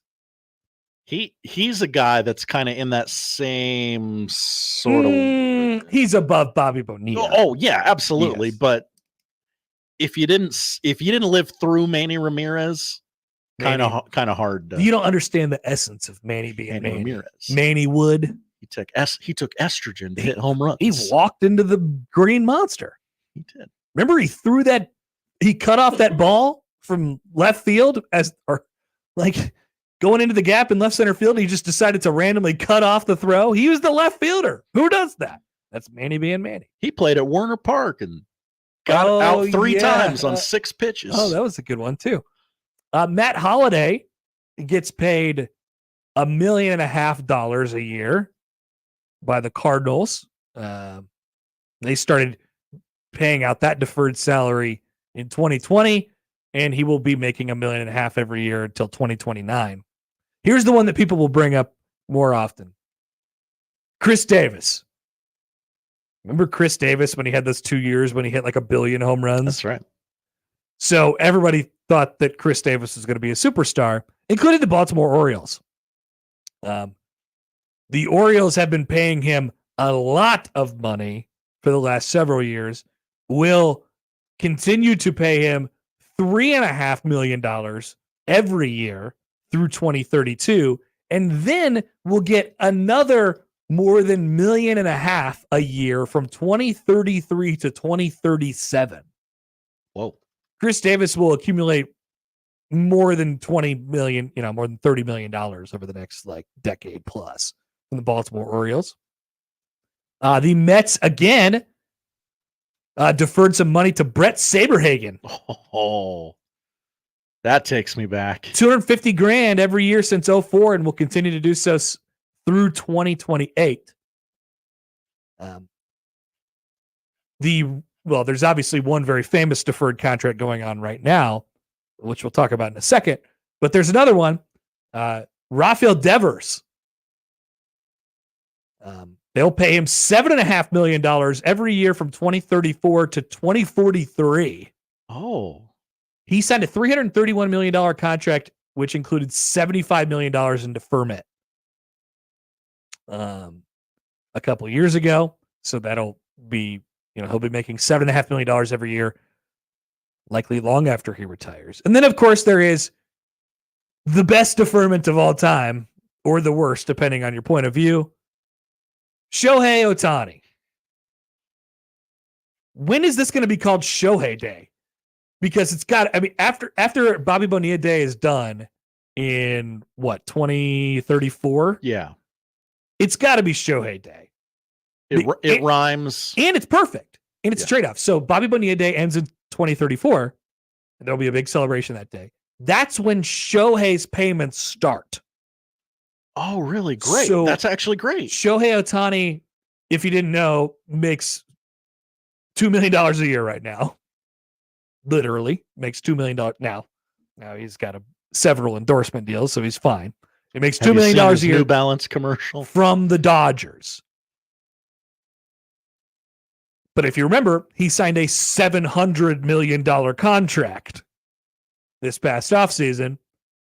So the other $680 million that is not included in the $2 million over the next 10 years will be paid out between 2034 and 2043. Now, Josh, that's a lot of money to be paid out over a not so long period of time. And given that, he's 28, 29 years old, he will not be playing likely in 2034. Mm-hmm. And certainly not by the end of that in 2043. He'll be making an extraordinary amount of money. I could do the quick back of the napkin math here real quick. 680 divided by 34 to 43, 9 years. That's about $75 million a year. Shohei Ohtani has hit 26 home runs so far this year. He's getting paid $2 million. Yes. Right now, he has earned $76,923 per home run. That's awesome. That's pretty good. I love this. It's great. Deferred contracts, they're the answer, right? It's like a credit card. Pay it later. Yeah, whatever. What do I care? We're the Dodgers. If we win one World Series out of this, we're going to make millions. What the hell do the owners and the GMs of the Dodgers care about it right now? They're not going to have to be the ones that have to deal with this. It's somebody else's problem. Sell the team. And for Shohei, it makes plenty of sense. He could still make $2 million from the Dodgers and however much he's making off endorsements, and then just so happen to get paid $75 million a year on July 1st every single year. It's fantastic. This is after he retires. Uh-oh, is there a bad comment, Josh? What are you laughing at? Oh, no, just a tweet that's been sent to us. Okay. Oh, yeah. It's very funny. Yep. So there you go. Happy Bobby Bonilla Day, everybody. We get a tweet here from Chris. Hi, Chris. About the Chris Davis Day. Who, yes, so part of his deferred contract, he made $23 million in 2022, once again, to not play for the Orioles. Over $9 million now through next year, and then $3 million for the next 6 after that, and then over $1 million for the next 4 after that, totaling his deferred $65 million. But once again, Shohei Ohtani will be making $680 million all after he retires. I cannot stress this to you enough. If you think the Bobby Bonilla thing is funny, you're real. Let me introduce you to Shohei Ohtani. It's maybe funnier. Maybe. It doesn't involve the Mets and it doesn't involve Bobby Bonilla, but it's a lot more money. And I also think we'll be able to play the result a little bit. Like, definitely. If the Dodgers, I don't know how they wouldn't, but if they don't win a World Series with that core of players, like, and it got them no rings. And their franchise is buried for $75 million a year that just goes straight to Ohtani's pocket. Now, what I can't wait for to happen is like, because a lot of Mets fans thinks that this is an embarrassment. They're like, why do we have to talk about this every year? We can leave Bernie Madoff in the past. Like, everybody does it. Can we please just like go drop the Brinks truck on Bobby Bonilla's doorstep and like that's it? Yeah. But they won't do it for whatever reason. That's what's going to happen with Shohei Ohtani. They're going to have to pay him like $600 million all in one lump sum. Hey, we will give you a lump sum. It will hurt. Like, but it'll be over. Yeah. If the team somehow finds its way to like the bottom of the division after Freddie and Shohei and Mookie retire, and they're like, we just got no rebuilding left. Like, they'll just tank it and pay and just drop $500 million on Shohei's doorstep. Yeah. MB writes in on the Equitable Bank Zone inbox. Hi, MB. Your deferred salaries conversation made me think of Chili Davis. Likely not still receiving money, but a very good player with a great name. Why don't we talk more about Chili Davis? Sure. The Chili Dog. Wasn't Chili Davis a hitting coach? Is he still a hitting coach in Major League Baseball right now? I'm pretty sure he was like the Yankees hitting coach a couple years ago. They hired Chili Davis. They fired somebody, and then they were like, Chili Davis, come on, hang out. Last known place for Chili Davis was a coach for the Mets in 2021. There you go. Maybe it was the Mets. Nice. Classic. Good job. Jesse writes, what if the Dodgers just go bankrupt later? How does that work for Shohei? They'll get it eventually. Don't worry. Probably get more interest thrown over the top. Don't worry. The people who you owe money, they're going to get their money. That's what the credit cards say. That's what the student loans people say. That's right. Don't worry, we'll get it. We'll get it. It's you fine. might not have it now, but we're going to get it. You can duck us for a little bit, but you will pay. We will be made whole. The moniker Chili comes from Davis's childhood when his father gave him a particularly poor bowl cut. Neighborhood children teased him that it looked as though someone had simply placed a chili bowl over his head and cut around it. And the nickname stuck. It's just a bowl cut. A chili bowl. Why isn't his name Bowl Davis? It's a great question. We're not making fun of the chili. We're making fun of the bowl. Also, who didn't have a bowl cut? Right. Classic children's haircut. All right. We have to ponder more about Chili Davis during the break here. We'll come back with more next on 1620 The Zone. Remember, no matter how you listen, it's still AM radio. 1620 The Zone. Host is roasting every morning. Host is roasting every day. Host Coffee stands as the vibrant heart of every break room, offering the unique fusion of traditional quality and modern flair. We're not just your coffee provider, we're the center of memorable workplace moments. Call Host Coffee today. Proudly serving Nebraska since 1972. Host Coffee is always roasting something good for you. Funplex has asked me to give you a first-hand account of the all-new for 2024 Wipeout attraction. Okay, hit it. We're starting up. Spinning a little now. Whoa, a lot. The centrifugal force is starting to stretch my face. Holy this thing's fast. Whoa, it's tilting. We have tilting. Woohoo, this is awesome. You got to try this. Get your tickets now at fun-plex.com. Is your concrete cracked or uneven? Hey everyone, Coach Greg McDermott here to explain why you should choose EverLevel Concrete Repair. Many people think they need to replace broken concrete, but repairing it provides durable protection and comes at a fraction of the cost. EverLevel provides permanent repair solutions to fix your concrete and protect it against future damage, and it all comes with a long-term transferable warranty.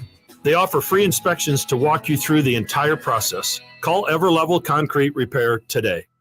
At Athletico Physical Therapy, our favorite patients are the impatient ones, the ones who don't want to wait 3 months to see a specialist or wait until that little pain becomes a big one, the ones who know that Athletico's therapist can help them take the recovery into their own hands. Our favorite patients are the ones who just can't and won't wait because they don't have to. So get a little impatient and start with physical therapy at Athletico. With no prescription needed in most states to get started, you'll be right back at it in no time. Schedule your free assessment at athletico.com. At Cox Mobile, we know you're smart. You brush your teeth in the shower to save time, make coffee ice cubes for your cold brew, and wear goggles to cut onions. You also added Cox Mobile. So smart. Now you're running on the network with unbeatable 5G reliability and saving on your Cox internet. It's ingenious, just like you. Aw, thanks. Cox Mobile, the smart way to mobile. Cox postpaid internet required. Cox Mobile runs on the network with unbeatable 5G reliability as measured by Ookla LLC in the U.S. to H 2023. Other restrictions apply. Learn more at cox.com/mobile. Despite overwhelming support from Democrats and Republicans, time is running out for Congress to pass the AM Radio for Every Vehicle Act, which will keep AM radio in cars. Text AM to 52886 and ask Congress to bring this bill to a vote now. AM radio is too important to let this moment pass us by. Message and data rates may apply. You may receive up to 4 messages a month, and you may text STOP to stop. This message furnished by the National Association of Broadcasters. Let's get back to the Connor Happer Show on 1620 The Zone. Here comes the clown.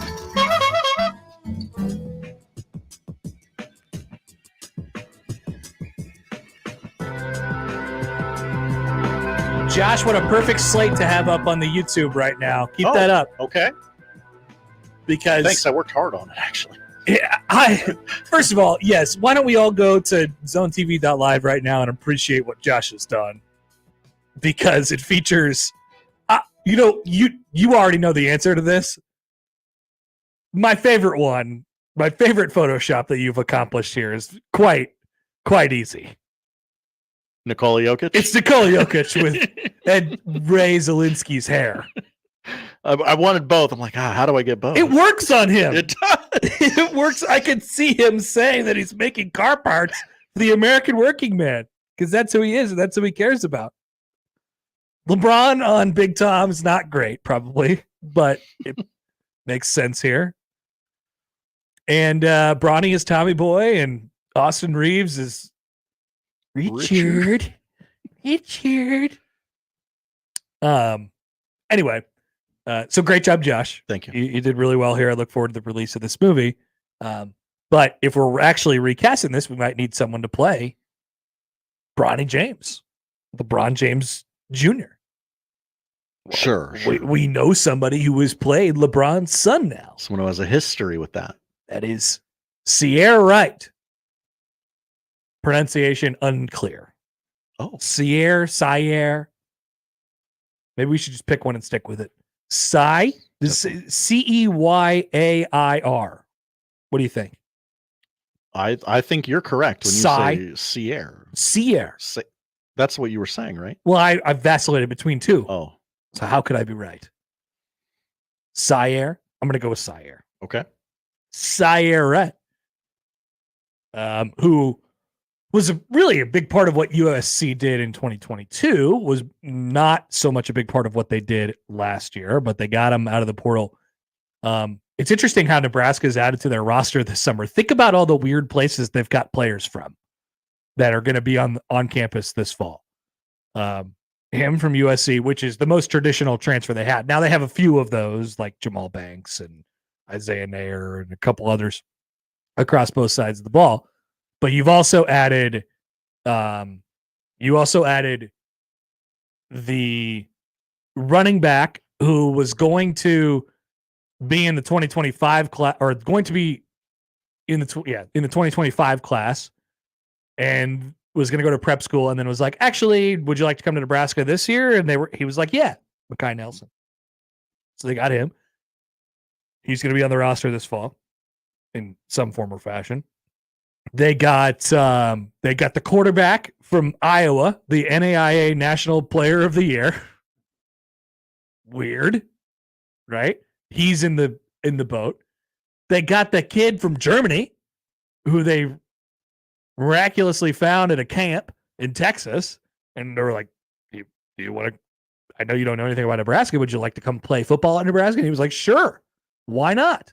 I have to quit my job at CVS first, and I have to go back home to make sure my visa is good. But sure, I'll play for Nebraska. So we're in the works for that right now. Are there any other players from interesting corners of the country they've gotten? Oh, they got the kicker, Hull, John Hull, who was a Lincoln Southwest guy and was committed to Coastal Carolina and had kicked for Iowa Western, right? Or was going to kick for Iowa Western or something like that. There was an Iowa Western tie in there. And he is going to be in the kicking competition this fall. John Hull, Hohl. So they've red-shirted at Iowa Western last year. There it was. I knew that there was an Iowa Western connection. That had to be a reason. I thought it was odd that I said his name and it didn't ring a bell for you. Right. You weren't like, woo, Reaver. They're just numbers to me, Connor. Josh, you're like that meme. Where not the Leo one, but maybe I guess you could do it that way, and you could just point at something and it says Reaver mentioned. That's you every time anyone is a Reaver. My hat says it. You were a big Reaver. That's right. That's good. Back-to-back national champions. People forget. So they've added people in a variety of different ways over the summer here to kind of plug holes in their roster. Now they'll have varying how much they're going to actually make an impact for Nebraska this year. Wright is an interesting case because Syer Wright goes into a room that is a little. Now, why would the robot know? The robot wouldn't know. We're going to have to ask Syer. Would you like to hear how the robot pronounced? The robot doesn't. No. Listen to this. Syer Wright. That ain't it. See, that's not right. So you had to manipulate the spelling of it just to get the robot to say Syer. Hey, I'm just asking the computer.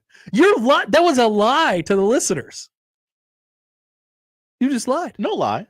You had to manipulate the way I did not manipulate the spelling. Well, then how'd you get her to say it? Apparently, if you take right out of there, it changes how the computer pronounces the first name. Does that make sense? No, it doesn't. I'm sorry. No, it doesn't. The word still exists by its lonesome. Anyway, Syer goes into a position in the cornerback room, defensive backs room, that is a little light on experience at the moment. You do have Tommy Hill, who came on strong at the end of last year. Bly Hill is supposed to figure into that equation, but he's hurt at the moment and probably not a guy that you could completely depend on at the beginning of the season. Malcolm Hartzog probably going to be over there. Marcus Buford probably going to be over there. And then we're talking about really young guys who have probably only played special teams to this point. So that's a nice guy to have in the room. I don't have any sort of expectation for him. Like we were talking about with Schaefer, I think it's a good thing, by the way, but it's a little difficult for players to walk in at this juncture on July 1st and say like, oh, I'm going to be the starting cornerback. Like, I don't think that's a given at all. We'll see where it ends up. We'll see where it lands. We'll see if he's just another body in the room, or if he, doesn't work his way onto the field whatsoever, or if he does end up assuming that spot, in that way, it would obviously be a huge win for Nebraska, but it's good to have another body in the room. I think that's all. That's the big takeaway from Syer, right? And you hope that he can, cash in on some of that athleticism, because that's all that everybody ever said about him when he was coming out, going into USC. It's like, whoa, this guy's athletic. And then, last year happened and it was like, is he going to be an actor or is he going to be a football player? Nobody was really sure. Yeah, I'd like to capitalize a little on his acting prowess. Of course you would, Josh. Why? What are some ideas? I mean, I'd finally like to start seeing some Huskers in some commercials. I thought we were going to have. Well, you got to have me in the commercial, in the University of Nebraska commercial. Yeah, That's right. Could we get Mr. Wright to make an appearance as well? Like Lincoln, just as good as Hollywood. What do you want it to be a commercial for? Just the city of Lincoln? Yeah, maybe let's start with the city of Lincoln. Just trying to get the word out that, hey, I'm Syer Wright. I was in Space Jam 2, a great movie. Mm-hmm. A movie. I decided to settle down and retire in Lincoln. Property taxes are cheap. There's great nightlife. Have you heard of O Street? Yeah. And I have always been drawn to Runza. Come to Lincoln. They have a great airport. It's 50 miles away in Omaha. Everything you need, nothing you don't. Lincoln. You can take the Oma Link. There's just an old guy in a van, and he comes to your house, and he'll take you right to the airport. And just outside of Lincoln, visit Big Lake. Visit Big Lake. Great idea. The outlets. Maybe there'll be a hockey team there someday. Maybe there'll be a volleyball team. There's a good basketball team 50 miles away, too. The Omaha Not so much don't here. play anymore. Not so much here or here. More over here. Yeah. Now that would be funny. That would be hilarious. Why don't we do a parody Lincoln commercial? We pay an actor, Josh. This is our content idea of the summer. Okay. We get a real actor, a real director, and a real camera. And we do a parody commercial. Now, we don't have to do this with any real equipment whatsoever. We could just do it on our phones, probably, which would probably be the answer. Seems like the more cost-effective option for us, to this question. But maybe just at least somebody who's got some acting chops. Yeah. And we say, this is a commercial for the city of Lincoln. And then they just go on to say about how all the good things about Lincoln are its proximity to Omaha. Come check it out. We got a good basketball team 50 miles down the road. We got a good airport 50 miles down the road. Sports betting is legal on your phone 50 miles down the road. 51 miles. 51 miles down the road. Thanks, Tom. What else? I mean, great pizza 50 miles down the road. Well, didn't you could take an Uber, just a little expensive. That's what's his name? Old Problematic-y McGee over there at the Stool. Didn't he say he liked some of that Lincoln pizza that he ate? Problematic-y McGee? Yeah. Who's that? What's that? At the Jack Stool? Wagon's name, yeah. At Dave. Yeah. Yes. Always at the Celtics games. Yeah, he loves the Celtics. He loves white people. What did he say about what? Didn't he come to Lincoln for pizza? For his pizza? Yeah, he ate a Runza. His pizza bit? Yeah, he ate a Runza. Oh. Isn't his bit pizza, though? Yes. Oh, but he ate a Runza. Oh, okay. And he said, this is fine. This is great drunk food. Yeah, good take. And I believe they did feed him a pizza.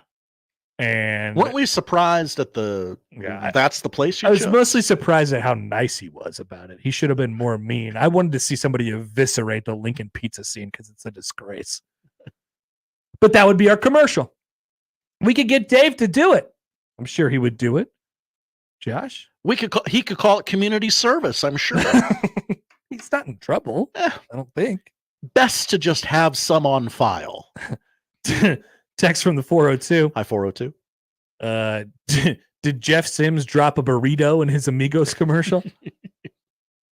No, I don't remember that. Also, we have a potential actor here from Chris. Hi, Chris. Community theater actor here willing to lend my ability for free to do this commercial for the show. Lincoln, Nebraska, one of the best cities in the world because of its proximity to Omaha, just 50 miles down the road. Chris, I'm gonna have to play hardball here a little bit. I will need to see a headshot. You want to see what he looks like? Were you looking for a specific kind of person, Josh? It's a visual medium. Interesting. Yeah, this IRI guy's he'll be fine. Seems like it's good for the room. Yeah, it's good for the room. Whatever. But we need the acting chops. That's what we need. Hi, I'm Say You're Right. I played one of LeBron's kids in Space Jam 2, a great movie. And I could have never got to Lincoln, Nebraska, if not for Omaha's Epley Airfield. When it's done in 2028, it'll be beautiful. It'll be even better. And I could walk across a bridge to get to another bridge to get to a state where I could bet on my phone. Thanks, Tom. Back after this on 1620 The Zone. Live from the Host Coffee Studio, this is 1620 The Zone. It's simple, Nebraska. Do the FAFSA. No, it's not a new dance trend. It's the free application for federal student aid. That's money for college. Thousands of dollars for classes, books, and housing. Just 10 minutes is all it takes to apply for the financial aid you need. With fewer questions and faster fill-out time, it's simple to see how much you're qualified for. Go ahead, Nebraska. Do the FAFSA. Get started at dothefafsa.org. News Talk 1290 Coil is your radio home for Omaha Storm Chasers baseball, proud AAA affiliate of the Kansas City Royals. Tune in to hear every pitch, every hit, and every out as the Chasers play at Warner Park and across the International League in 2024. With the voice of the Omaha Storm Chasers, Nick Batters, on News Talk 1290 Coil. The Storm Chasers host the iCubs tonight at Warner Park. First pitch is 7:05. You can hear all the action on your home for the Storm Chasers, 1290 Coil. Because you want to hear bacon and eggs on your outdoor griddle, not the scraping of rust. Introducing the Weber Slate Rust-Resistant Griddle. Stays ready, not rusty, with a carbon steel cooktop, pre-seasoned and ready to cook on right out of the box. The Weber Slate heats evenly edge to edge up to 500 degrees. All you'll hear is the gasp of amazement from friends and family when you serve the food. Cooking with the Weber Slate Rust-Resistant Griddle just sounds delicious and tastes even better. Email us on the Equitable Bank inbox with whatever is on your mind. Zone Inbox is brought to you by Equitable Bank. We take banking personally. You can get me, Gary, at 1620thezone.com. We want to hear from you on the Equitable Bank Zone Inbox. I want to learn how to cook, but I keep ordering takeout. I plan to rearrange my closet, but I stopped after picking the clothes up off the floor. Accomplishing goals is hard, but when your goal is to learn a new language, Babbel makes it easy. In just 15 minutes a day, Babbel's award-winning language learning app will help you start speaking another language. Start having conversations in as little as 3 weeks. Comment tu t'appelles? Comment tu t'appelles? Vous êtes où? Vous êtes où? Babbel's bite-sized lessons make it easy to learn words and phrases you'll actually use. So when someone asks, "How's your French going?" you can say, Babbel est amusant et facilite grandement l'apprentissage d'une nouvelle langue. Et cela ne prend que 15 minutes par jour. when you want to really learn another language, it starts with Babbel. Babbel, language for life. Celebrating 10 million subscriptions sold. Now try Babbel for free at babbel.com. Just go to babbel.com and start learning a new language today. That's babbel.com. BABBEL.com. Tell us how you feel on the J-Tech Construction and Solar Zone Twitter feed. Reach Gary, Nick, Connor, Josh, and John anytime on the J-Tech Construction and Solar Zone Twitter feed. Contact the official exterior and solar experts of the Huskers. J-Tech Construction at yourexteriorexperts.com. Tickets for less. Best seats, best prices, no service fees. Shop ticketsforless.com. KOZN Bellevue, Omaha, Council Bluffs. This is 1620 The Zone.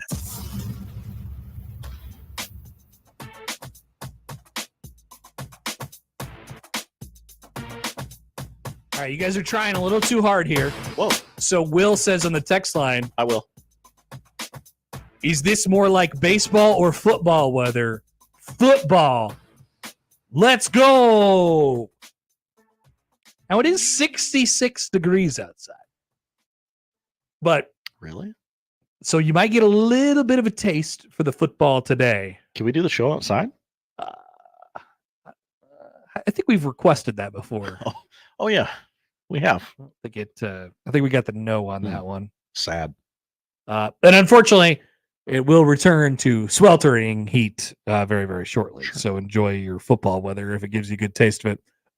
Mr. Yogurt is up to something.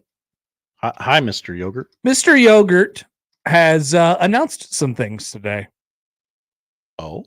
He announced the appointments of Kristen Brown and Courtney Gasha to the Huskers senior administrative team, as well as a couple of promotions from guys in inside the house, coming from inside the house. So here's an interesting nugget on Miss Brown, Kristen Brown, who will serve as the deputy athletic director / senior women's administrator with sport administrator duties for several Husker sports, including volleyball and women's basketball. She's most recently spent her last 4 years at Texas A&M, where In April, upon the hiring of one Trev Alberts, she was fired. Oh. So we hired her to bolster everyone's hatred for Trev Alberts. I don't know. I don't think so. I okay. actually think this, in this case, it's a coincidence. Oh, okay. But it's funny. Very. It's not funny that she lost her job, obviously, but And had to move. It can be looked at as just a blip on the radar now for her. She now is taking over the top senior women's administrator spot at Nebraska. Someday we're going to look back on this and laugh. She was one of the several people that were let go. At least 18 people, if you remember, in late April, were let go upon the hiring of Trev Alberts, and she was one of them. Also, the sport administrator for baseball that Jim Schlossnagel said it was difficult to operate without the sport administrator. I think sport administrators are back, folks. Oh, I think Mr. Yogurt is like, hey, Trev's the kind of guy who's like, look, I got this. What do we need a sport administrator for? I'll do it all. It's fine. You got me. I got some people who work underneath me and all that stuff, but like, I'm your sport administrator. You got a problem? Come to me. Like that assistant that Kevin Kugler wanted to give a raise to during the College World Series, who was at Lincoln and then went. Who? Kevin Kugler? He wanted to give a raise to somebody? Yeah. Was it you?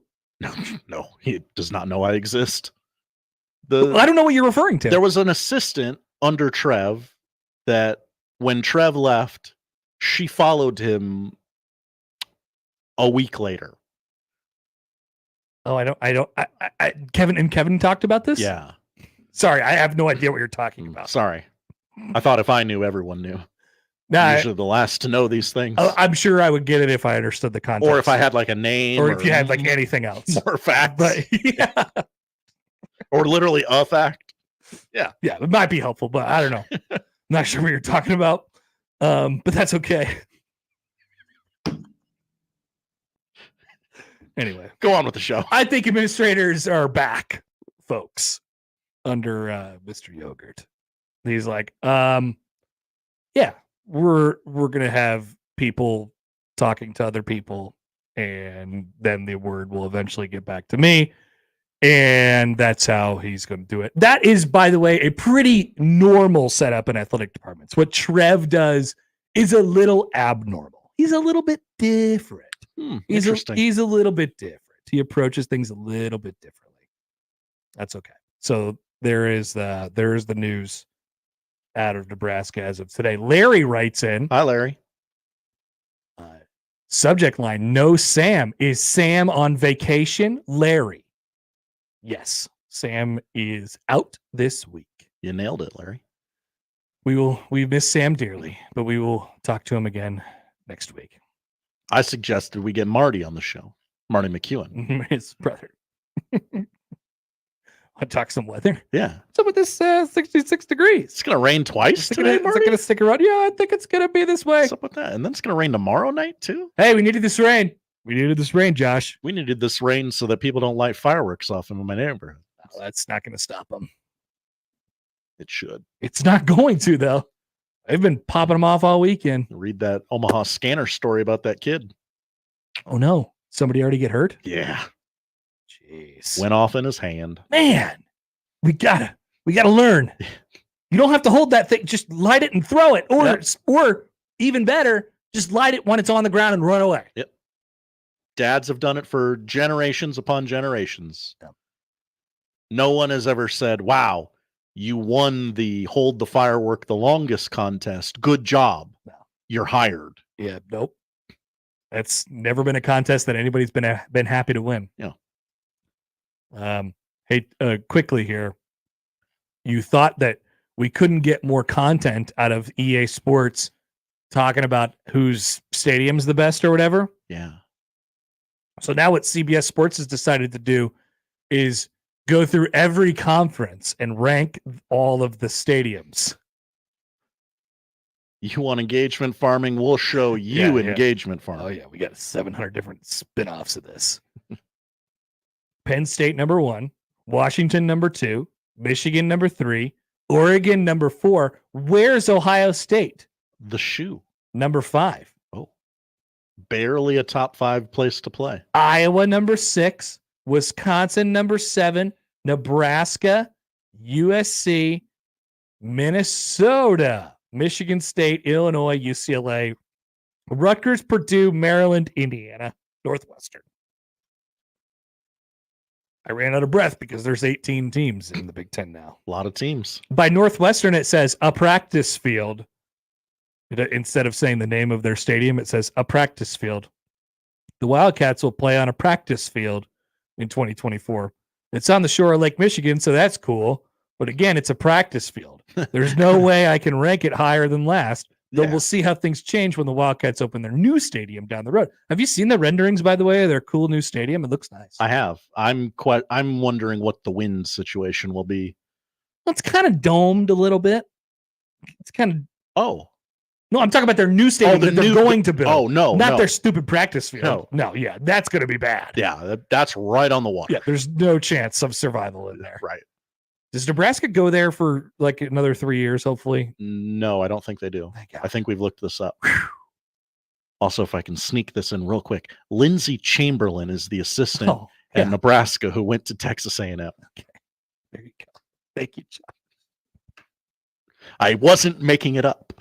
All right. Quick break. Back after this on 1620 The Zone. You get a lot of junk in your inbox. This one, not junk at all. 1620 The Email. Exclusive content, contests, other stuff probably. Subscribe today at 1620thezone.com. Your Omaha area forecast presented by Funplex Water Park and Rides from the KETV Newswatch 7 Weather Center on 1620 The Zone. Showers and thunder showers likely during the morning hours on Monday. Then expect mostly cloudy skies in the afternoon with highs in the mid to upper 70s. Another round of strong to severe storms possible Monday night into Tuesday morning. I'm meteorologist Sean Everson from KETV Newswatch 7. Host is roasting every morning.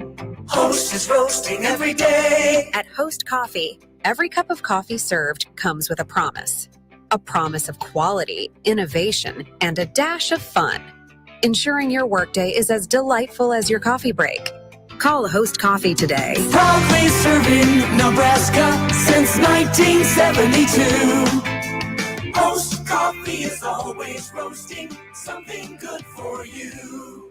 Hey everybody, it's Michael Smith for Ted and Wally's Premium Ice Cream. 2 locations in the old market right off of Jackson Street and also in Benson right next to Taste of New Orleans. You know, one of the toughest things about the summer is trying to figure out what you're going to do with the kids, right? You got to fill some time. It's a great time to go visit either one of the Ted and Wally's locations. Your kids are going to love getting some ice cream. You're going to love getting out of the house. It is a win-win for both of you. So whether you're going downtown and checking out the old market and getting you some ice cream or going to Benson and getting some Taste of New Orleans, stop by and tell them Severe sent you. At Athletico Physical Therapy, our favorite patients are the impatient ones. The ones who don't want to wait 3 months to see a specialist or wait until that little pain becomes a big one. The ones who know that Athletico's therapists can help them take the recovery into their own hands. Our favorite patients are the ones who just can't and won't wait because they don't have to. So get a little impatient and start with physical therapy at Athletico. With no prescription needed in most states to get started, you'll be right back at it in no time. Schedule your free assessment at athletico.com. If you love whiskey or just want to learn more about whiskey, you don't want to miss the largest whiskey event in the region. Get your tickets to Omaha Whiskey Fest 2024 at omahawhiskeyfest.com. September 28th at the Hilton Omaha downtown.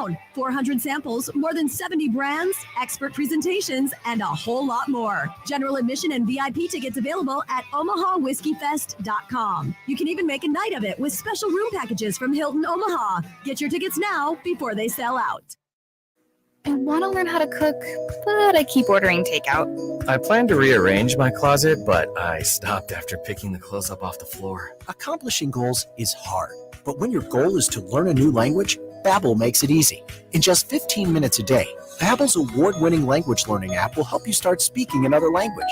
Start having conversations in as little as 3 weeks. Comment tu t'appelles? Comment tu t'appelles? Vous êtes où? Vous êtes où?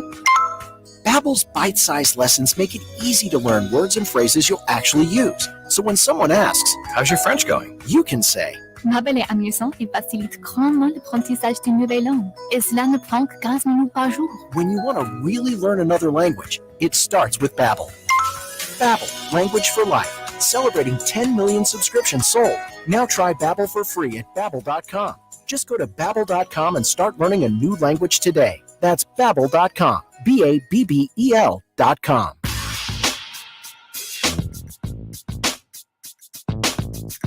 A couple baseball things here. First of all, is anybody out there like Chris Prudon and scared of escalators? Oh, yeah, he is. No. Well, did you hear about the escalator at American Family Field in Milwaukee this weekend? I've literally only read the headline. I don't know how this happened, who this happened to. I did. Now, to be fair, and this might have been why I'm not scared of escalators. I'm only scared of escalators when they're like just the one, really, just really the one down at the Chai in the Grand Hall there. Oh yeah, it's that a one. giant single one. It's so narrow. And That's it goes the one so that- high. It's such a high elevator. That's the one that Chris is afraid of. That's the one that Chris is, but he's scared of most escalators. Oh, okay. He's scared of other escalators, or if not, I'm just throwing him under the bus for this, as the reason to bring this story up, because I didn't know that this was a possibility. But 11 people suffered injuries when an escalator malfunctioned at American Family Field, aka Miller Park, at a game 11 on Saturday. Yes. So imagine the scene, and I will give you a firsthand account here in a second, not from myself, but from somebody on Twitter. The malfunction caused the downward speed on the escalator to increase. 6 people were taken to a local hospital with non-life-threatening injuries, while 5 people were treated at the ballpark. The Brewers' on-site physician and EMS responded immediately.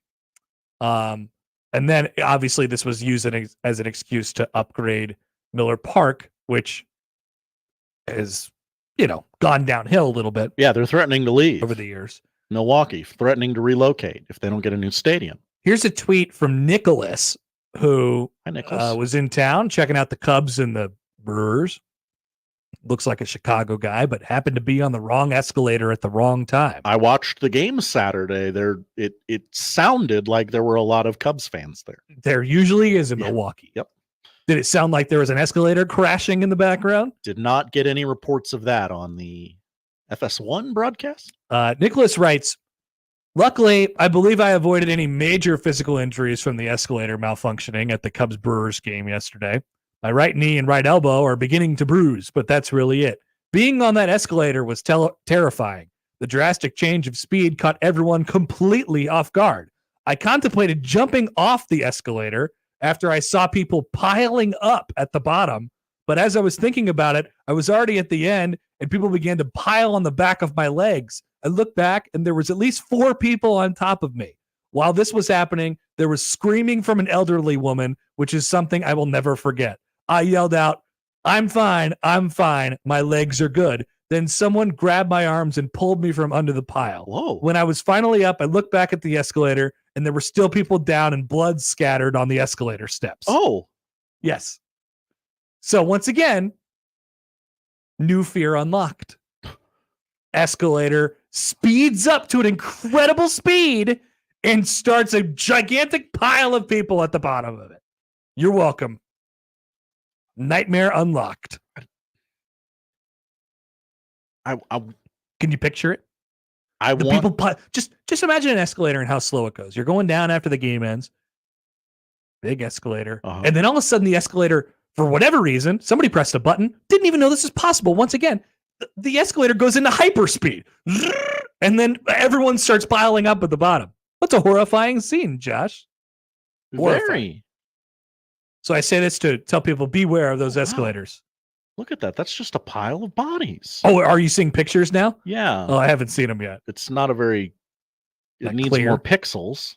But, yeah, that would create a new nightmare. There you go. Jordan writes in, maybe Prudon was right about escalators. I just didn't know that it was an option for the escalator to go faster. Right. I thought they put a governor on it like golf carts. Is this the polka escalator? The polka escalator? What do you mean? I'm seeing a bunch of clips on Twitter of they have an escalator that at the top there's a button that says push to play polka. I don't know. I'm not sure. It could be. I'm learning a lot about the escalators at Miller Park. Yes, I'm going to call it Miller Park. Max says, I went to the Friday Brewers Cubs game. Place was packed. Park does need some work. I haven't been there probably 5 or 6 years. And I sat in the outfield, and I remember we sat like right underneath Bernie's slide, and I thought I would never go up there. You couldn't pay me. You couldn't pay me enough money to go up on Bernie's little chalet, his chalet. You couldn't pay me enough. I would never go up there. Opened in 01. Okay. Yeah. Absolutely. So there you go. That's a baseball fear unlocked for you. Elsewhere in baseball, Major League Baseball has decided that it is yet again tweaking the home run derby rules. Very cool, very normal. The All-Star game is in a couple of weeks in Texas. That's why you see photos of potential All-Stars wearing cowboy hats. Mm-hmm. Major League Baseball has announced that the first round in the semifinals will be 3-minute rounds, 40 pitches, 1 timeout. Then you get 3 bonus outs, and a 425-foot home run in the bonus period earns a 4th bonus out. If that sounds confusing to you, you're not alone. I am going to old man the home run derby rules. Are you ready? Yes, I am. First of all, stick with the thing and just go with it. Like, if we're going to change it to the time thing, whatever. But like, just pick one and then just go. Yeah, pick a format and stick with it. Secondly, the other way was better. The MLB went to the timed format a few years ago because it was too long and it was boring, and we're trying to speed up the game and all this stuff. Go back to 10 outs. Then we could compare home run derbies to other home run derbies. Uh-huh. And we don't have this stupid thing where we're watching the home run derby, which is the only thing going on in sports that entire night. It's like baseball. It's one of baseball's biggest nights, one of baseball's biggest 2 nights. That and like during the World Series, because there ain't nothing going on. It's like, I think I'll watch the MLB All-Star game or the Major League Baseball home run derby. And it's a good show. All the stars are out there. They're having fun. They get to show their personalities a little bit. And guess what happens? You watch a stupid thing and you don't know what's going on because there's 6 screens. One of them's of the guy actually hitting. There's another one of the guy of the balls flying in the outfield. There's the kids getting pelted by the baseballs. The announcers can't keep up. The announcers are in the corner. Nobody has any idea what's a home run and what's not. I sometimes think that the counter's wrong. In fact, that's been proven a couple of times, right, over the years, that they actually got the counter wrong because they couldn't keep up with how many home runs were being hit. And then by the end of the 3-minute round, the hitters are dead tired. They can't swing anymore. Go back to 10 outs. It's better that way. Joe, no, we have to put timers on things because the children get really, they can't sit in the same place for 10 minutes. Well, sorry, kids. I'm taking the home run derby away from you. It's mine again. The home run derby is back to being mine, and I would like to make it 10 outs again. Thank you. Thank you very much. Well, they've said this is going to be a less frenetic pace. Great. And they've said this will be... Well, you still get the 40 pitches, and you have to time that out and figure out how long it's going to take you to throw 40 pitches. You still get 40 pitches. Now, you could get 40 pitches, but in the 10-out rule, but remember, you only get 10 swings. In this case, you could get 40 swings. Sounds like a lot. And there's way more emphasis now on like being able to have a pitcher that throws a strike. This is stupid. Yeah, this is not about the pitchers. The untimed thing is supposed to make it more like batting practice because you can not take the pitches that you want to take. Yeah, not be leisurely with it, but get the perfect pitch. Yeah. Pretty easy. Go back to that. It was better that way. A couple things here in the NBA. Klay Thompson, according to Adrian Wojnarowski just a moment ago. Where's Klay going? Don't let him go to Dallas. Too late. He's going to Dallas. Oh, okay. That's an interesting proposition. Why? He's old. He can't do anything anymore. I think he is, but I think he's got enough left to help, even if it's from okay, guys, here's what you need to do. My body won't allow me to do it anymore, but I'm telling you, do this. I've been there before. Y'all are losers. I'm not. He will join the Dallas Mavericks on a 3-year, $50 million deal with a player option. Thompson ends his historic Warriors run as part of a multi-team sign-in trade. Oh. That'll also send Josh Green to Charlotte. So pretty much none of the rest of the trade will be significant at all. So do you think the Warriors are going to be able to put enough people around Steph Curry to make a coherent team? That kind of doesn't really sound like they're trying. It sounds like they're shuttering money at this point. Because Chris Paul also ended his historic Warriors career very historic over the weekend to go be a player coach to Victor Wembanyama. Is he how many teams has he played for now? That's a great question. I'll bet that could be a game show that we play today. I'll bet it's 6. Can you name all the Chris Paul teams? 1, 2, 3, 4, 5, 6, 7. He has not played for the 7th yet. He has not played for the Spurs, but he will. Okay, so let's do 7. Do you think I could get them all? I actually do think you can if you slow down and think about it. Hornets. Uh-huh.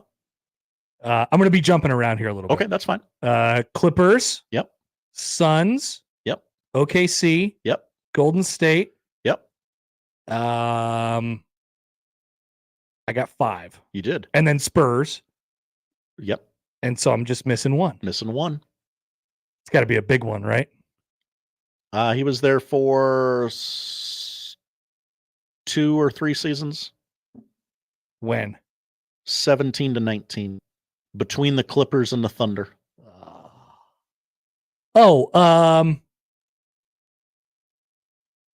Houston. That's right. Yeah.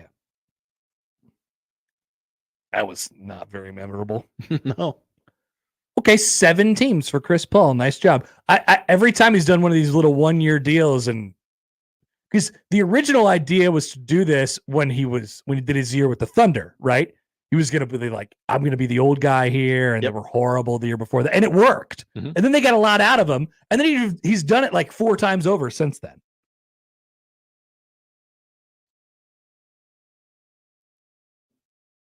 Sorry, I was just reading Johnny Fanta's take on it. Oh, what's Johnny Fanta saying? Wowza! LeBron's recruitment turned down, and Clay joins the Western Conference champs. Shows how badly he wants to be part of a title. LeBron was recruiting. Yeah, he wanted Clay to come to L.A. You want to come play with my son? Nobody wants that. He's the real deal, sir. By the way, one more thing. Yes, many people sent this to us over the weekend. We appreciate it. I feel like we've said enough about the shortcomings of our youth in this country. Have we? Clearly, they were not shamed enough into winning. I don't say it with the hope that they get better. I just want everybody to be aware of this.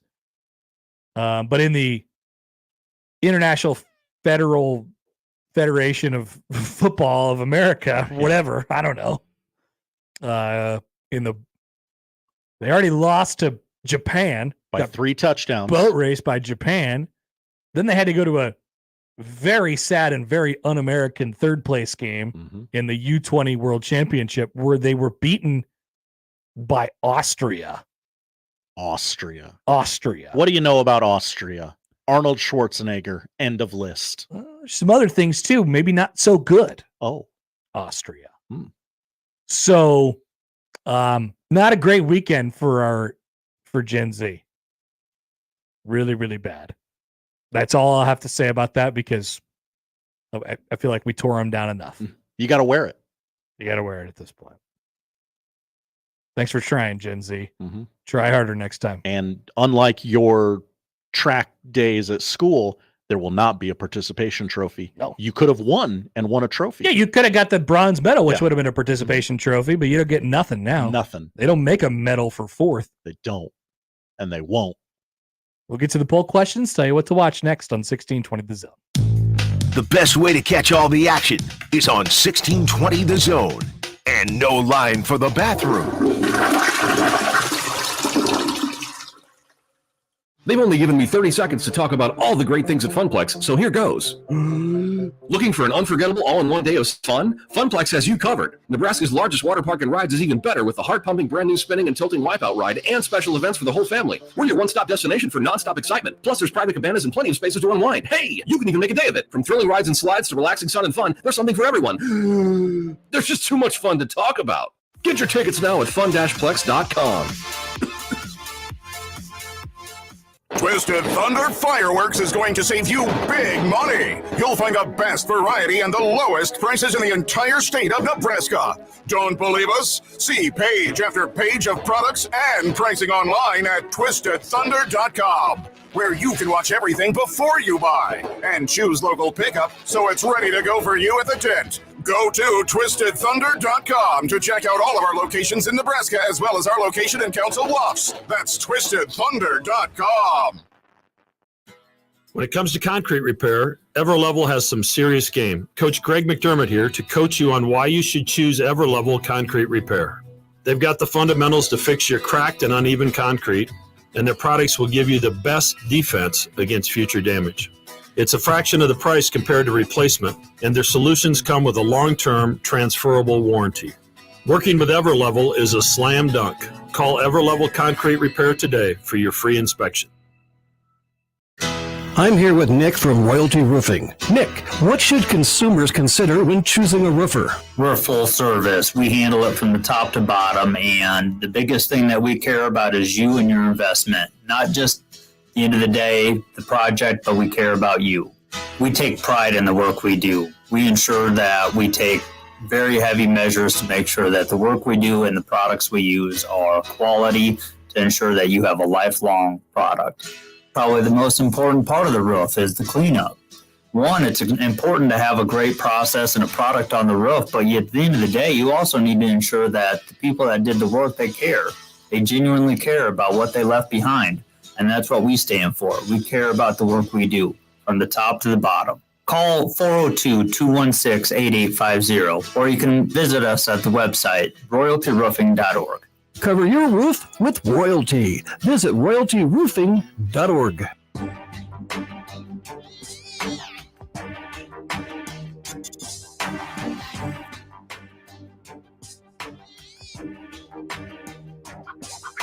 Topic alert, Wyatt Langford hit for the cycle yesterday, making it the 345th cycle ever. Oh, people are talking about it, Josh. Which is better, a cycle or it was an original topic alert of the College World Series brought to us by Nick Grimm. Which one's cooler, a cycle or a no-hitter? They've happened about the same amount of times in Major League Baseball history. Man, I would argue that Wyatt Langford hitting for the cycle is pretty cool. As Pretty a cool. Wyatt Langford Rookie of the Year better, I like this one. I bet you do. I do. Wasn't looking so good there at the start. As a friend of Wyatt Langford, he and I hung out at the College World Series a lot last year. That's right. I would also say that I like cycles better. Okay. Well, once again, this is my excuse to tell people that they like action. Tell people you don't like action, but guess what? Guess who the biggest stars in the game are? Guys like Mike Trout, guys like Ellie De La Cruz. Ooh, have you seen him move? Yeah. Even though they're like, he's got some other stuff that I'm not quite sure about, like in his game. But man, he goes fast. He goes fast. He throws ball hard. He hits ball hard. Mm-hmm. So shout out to action in baseball as always. To the polls at Happer Show. We just had a couple today. Just a few from the crossover. That's it? Yeah. We didn't get anything else going today? No. It's a bummer. 4 of them. Is there some stuff going on in Saskatchewan? Oh, yeah. Yeah. 69% say yes. Is $7 million for Alaska a great deal? Most voted on poll question of the day. Yes. Yeah, absolutely. 85% say yes. Should we trade Nashville for Calgary? Yes, absolutely we should. I like your way of thinking. 70% say no. No. People still like Nashville. I say get rid of it. Could the Tennessee Titans win the Grey Cup? Might be close. I mean, not with their quarterback. Might be close. And finally, is Bozeman, Montana, the Ryan O'Hearn of America? Yeah, I don't want to let Bozeman go. We could get you some context here. Yeah, right. If you let Ryan O'Hearn go, all of a sudden he becomes a star of the Baltimore Orioles. Same thing would happen with Bozeman. Mm-hmm. We trade Bozeman, it's like, whoa. It's like they have a hidden gem up Yellowstone there. came to life. Right, exactly. 56% probably had no idea what they were voting for, but they did indeed say yes. Those are the polls. Josh, what are we watching tonight? We have a scintillating 3-game slate in Major League Baseball today. All of the games are on MLB Network. Astros Blue Jays at 2, Mets Nats at 5:45. This will be the MLB debut for James Wood. Singular. Not that guy. Singular, James Wood. Who's James Woods? An actor. Is he bad? He has a lot of opinions. Really? Some of them people like, some of them people don't like. I am not ruling on the opinions of James Woods. Huh. I haven't seen this guy before. What's he? Any Given Sunday, he played the sleazy doctor. That guy. Yeah, he's a good that guy. He's got takes, you're saying? Yeah, yeah. Let's check out his Twitter. Yeah. Oh, okay. Well, his header photo tells me something. I'm sure it does. Yeah. Okay. I've learned enough today. Okay. And then we go out west at 7:30, Brewers at the Rockies. WNBA on NBA TV, 9 o'clock, the Dallas Wings take on Seattle in the Pacific Northwest. 7:30 on ESPN. For some reason, it's like an hour and a half long, the NBA free agency special. I don't think that's necessary, but okay. Soccer, how about a little footy ball tonight on FS1 at Arrowhead Stadium? Ever heard of it? Soccer capital of the world. 8 o'clock kickoff in Copa America. America takes on Uruguay. A couple of scenarios here for America to advance in Copa America. They can win against Uruguay and win the goal differential tiebreaker between Panama, defeat Bolivia. That's an incomplete sentence. Draw against Uruguay, combined with a Panama-Bolivia draw or a Panama loss, America wins. So basically win.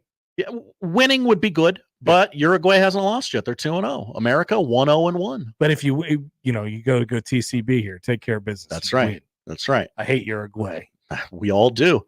A couple of movies on tonight. Gladiator, 7 o'clock on Paramount. Did you see those photos of Gladiator 2 today? Nope. And Connor, this one's for you. AMC, 6 o'clock. Dumb and Dumber. Until like 11:30. Titanic. If you're watching Titanic on TV, whoa. Why is it 5 hours long? That's why it's on TV. That's a lot of commercial inventory. Josh, it's a 3-hour long movie. Yes. They have to put 2 hours of commercials in there. I don't think they have to. How often do they do it? Like if you're watching a 2-hour movie on TV, or just let's just say an hour of a 2-hour movie, just an hour where they're showing a movie on TV. How much of that hour is commercials? It's got to be more than 20. Good question. I think like a 90-minute movie is 2 hours on TV. Okay. So I can't extrapolate. So it's probably that. more than in the neighborhood of 15 to 20 minutes of commercials. Hey, look, we have the same job here. We got to pay the bills too. That's right. But it seems a little insane to watch 5 hours of Titanic on television edited. And you're going to hear a lot about, I don't know, The Walking Dead. A lot. Josh, thanks for the heads up there, but it's going to be a no for me. Okay. We'll find something else on I TV respect tonight. it. I respect it. That's the show today. That's what we're watching. If you missed anything, you can find it all on our website, 1620thezone.com. The crossover's next. Live from the Host Coffee Studio, this is 1620 The Zone. Brent Rasmussen of Mortgage Specialists. Here's a fact that doesn't seem to get mentioned enough. Owning a home actually helps you build personal wealth. Homeownership is a huge factor in building personal wealth. There are some naysayers who say it's too expensive, but rates will come down, and when they do, the competition is going to be fierce. One financial statistic shows that the net worth of those that own a home is 40 times greater than those that rent. So maybe take a few minutes to call me at Mortgage Specialists to go through the reasons why, even though the current market is different, why it's always a good time to buy a home to build your net worth. I'm Brent Rasmussen. Call me at Mortgage Specialists and we can show you all the details. Mortgage Specialists, driven, trusted, reliable. Click mtg-specialists.com. NMLS number 5918, Equal Housing Lender.